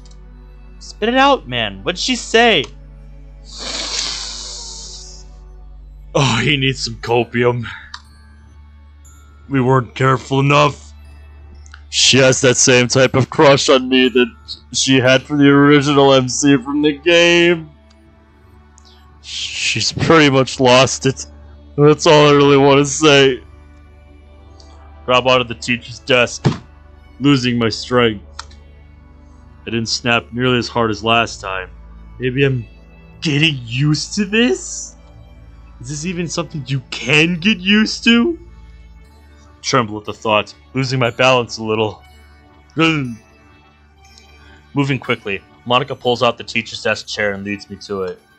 Deep breaths, love. Deep breaths. Take a shot. I hold my hand over my mouth. I'm gonna be sick. Dadsuki is the first to move, rushing to the other side of the room to the door, grabbing the trash can and returning it. Don't hurl chunks all over the classroom, man.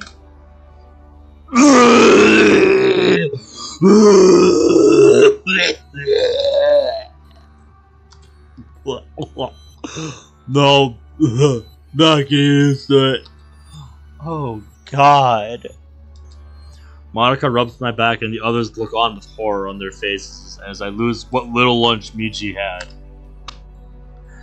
After a minute or two of retching, I spit up the remaining bile and leaned back.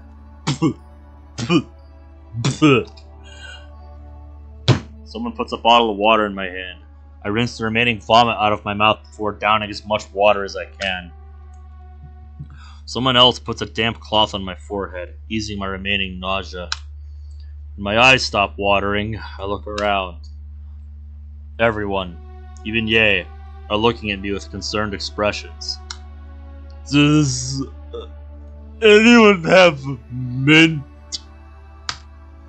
Ye is the first to move, opening her purse and handing me a small white stick of gum. It's spearmint flavored. Will that be okay? Better than nothing. It's perfect. Thanks, yay.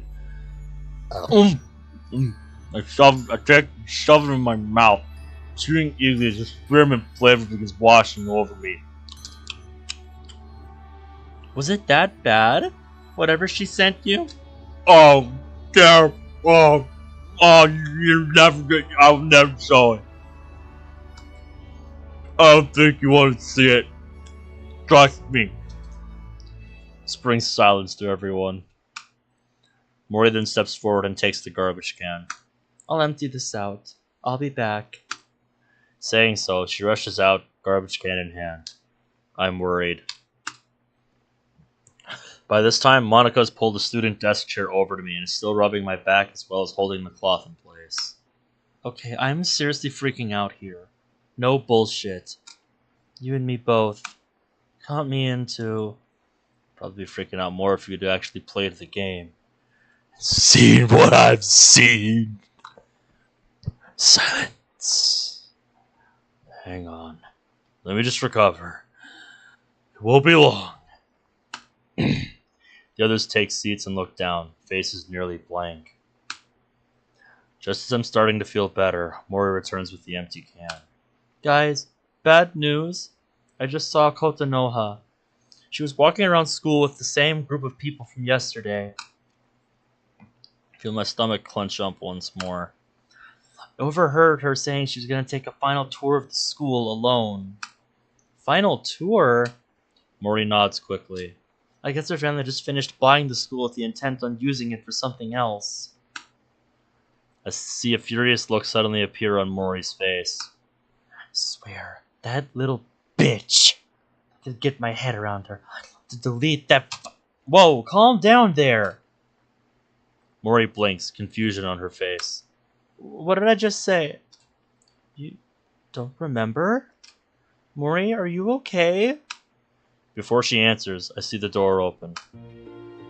Oya, oya, oya! I was not expecting there to be people up here. Kotonoha pokes her head in. I do hope I'm not interrupting anything. Looking over at Mori, I see she's doing her best to hold back her sudden rage. I turn back to Kotonoha. What is it, Chiba-san? Oh, please call me Kotonoha. All those I value call me that. Value, huh? What am I, some long-term investment on her part? She looks around at her odd assortment of people. Well, this is a surprise to be sure. I never expected this merry little band to be together in one place. Her eyes linger on Yae and Causeway for a bit before looking at Mori. Fujiwara! The nod she gives towards her is polite, but only that. There's no friendliness to it at all. Mori swallows hard and nods back. I didn't mean to intrude whatever powwow you've engaged in, but I was curious as to the location of Yoshika-san. Has anyone seen her? Yeah, I went longer than I wanted to, cause this is interesting. We read a very disgusting private message from Yuri, and now I'm just looking for when we're done with this scene. She's not here right now. She took the day off. Did she? That's unlike her. Does it have something to do with her mother? Silence is all that greets her for a few seconds. A few seconds too long. She hasn't told us yet. She could be sick for all we know. I try to cover it up, but Kotonoha seems to see right through me. Of course, of course. Well, if you'll excuse me, I have a phone call to make. She steps out, shutting the door behind her. I look around at everyone and see them in several states of shock and anger. This new Kotonoha is more callous than the old one. I can't help but wonder if the old Kotonoha's actions were some kind of cover for her true self. The moment I think it, I easily dismiss that idea. If Sarah can befriend her, then perhaps there's some good in her after all. She even befriended Yae, something I couldn't do until I was slapped in the face with her reality.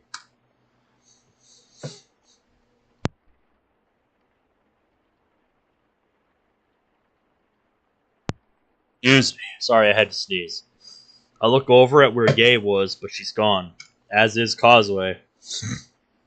Oh no, that Natsuki. Sorry, not Causeway. Looking around to see her poking her head out of the door. Natsuki is below her, looking out as well. At the other end of the room, the rest are looking out of the other door down the hall. Curious, I walk over and stand next to Yae, looking out. I see Kotonoha outside, phone to her ear. She's leaning against the wall, looking out the window at the rain-soaked courtyard. Hello, Father. It's me. Oh, nothing too major. I just wanted to inform you that my English tutor won't be available anymore. Yes, Father, but I'm working on finding a new one as we speak. Someone at school speaks it fluently. Well, she was getting old anyway, and her lessons were becoming repetitive. Oh, I'll make sure he's the one. We have our ways, remember? The apartment? Feel free to start evicting her at your leisure. She won't be a problem anymore. The fact she can say this with such an innocent smile makes me really want to smack this bitch. Thank you, Father. I burst the door open and storm out. Kotonoha sees this but doesn't skip a beat. She looks at me with a truly smug and dark smile. How fucking cold and vicious can a teenager be? Oh, don't worry. I'm sure we'll get along just fine. She then gives me a look that confuses me beyond reason. She looks like Yae when she used to manipulate people. What the fuck? She's kicking Yuri out to the streets and replacing her mom with me? She salutes her father and hangs up the phone. She then looks at me, dismissing the girls, and says these words in British English. The king has died. She then approaches me, that stupid fucking smug smile splattered across her face. Her voice lowers to an alluring whisper. Long live the king. Can feel my anger threatening to boil over. Before I can punch this evil woman, someone behind me throws the door open so hard it pushes me and Kotanoha back.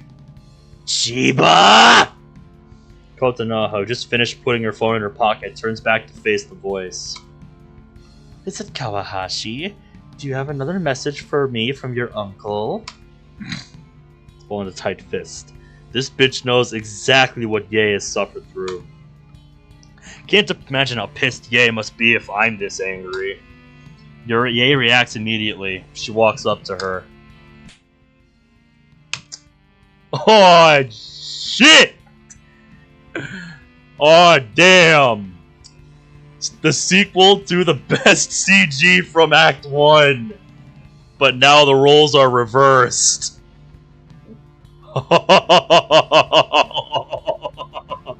I'm glad I decided to keep going. This made it all worth it. Don't mind if I fucking do. Time for a wake-up call, bitch. In an instant, Ye slaps Kotanoha hard across the face. The hallway is silent now once more as the sound of a hand hitting cheek echoes through the corridor. From my angle, I can see Kotanoha's look of shock mixed with Ye's look of pure rage, hand still up. Everyone else is stunned silent. Even Kaze has a startled look on her face. Ye puts down her hand, which balls into a fist. She's shaking with rage. What kind of person just callously shrugs off the death of someone's parent like it's just business as usual? Hell, who just casts someone aside onto the streets? Oh wait, that's how it is with all you Yakuza, isn't it? No family is more important than your own, isn't that right? Never seen Ye this angry before. Not even last week. Kotanoha puts her hand to her slightly red cheek, slowly, that look of shock lingering. Slowly her expression turns to anger and she puts a hand on her hip. My family's business is all that is keeping you alive, but that won't be the case for long. Flipping out her phone, she opens it quickly. Unable to stop myself, I rush out the door, grabbing Kotanoha's phone from her. In an act of rage, I snap it in half right in front of her. That's my boy! That's my fucking boy right there! Let's go! Enough of this intolerable bitch! I'm getting the original Kotanoha back right now! Consequences be damned! I briefly make eye contact with Ye, then call out. Monica, open the space room. Now! I grab Kotanoha and begin dragging her back to the club room. What the hell is this? I demand you let go of me at once. Never! Despite being in a weakened body, I'm still a bit stronger than she is. Mori comes up, however, and grabs Kotanoha. I'll handle this one, don't worry. Kotanoha looks at Mori with a new look on her face. Rage. You'll handle me, will you? Your predecessor had more respect for me, at least. Mori's grip on Kotanoha tightens, causing the rich girl to wince in pain. Just give me an excuse to break your arm. I dare you! Meanwhile, Monica's opened the space room using the closet.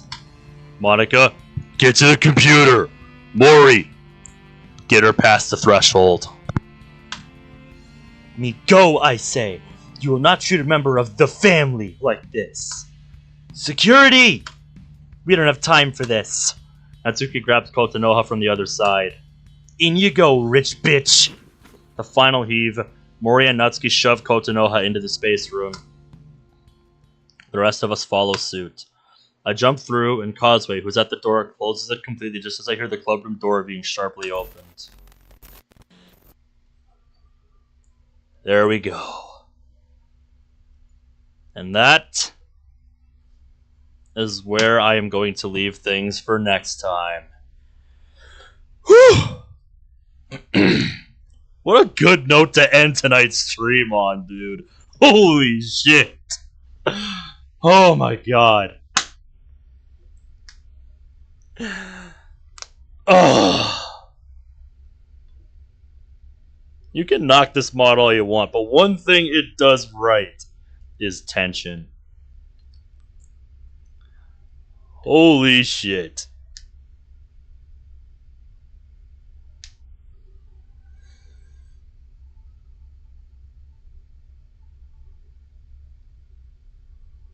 The mod is almost over. How much, Zach? How much?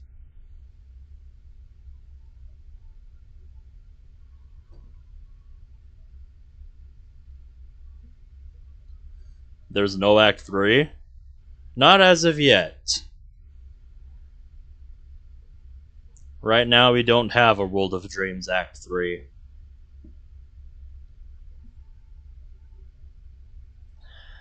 Whew.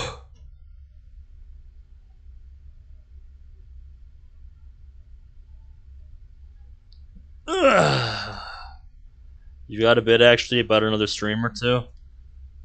If there's still quite a bit left, then we save it for another time. Because there is no way I'm sitting down and finishing it tonight when I have to work in the morning. That is just not a good idea. But yeah. Whew!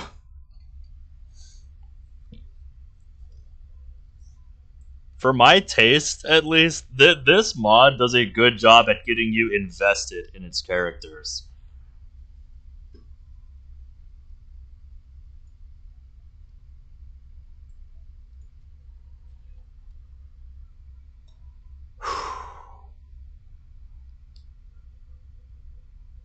In moments like that,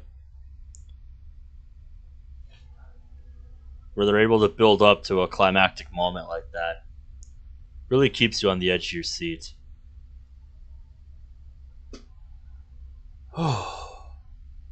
Anyway,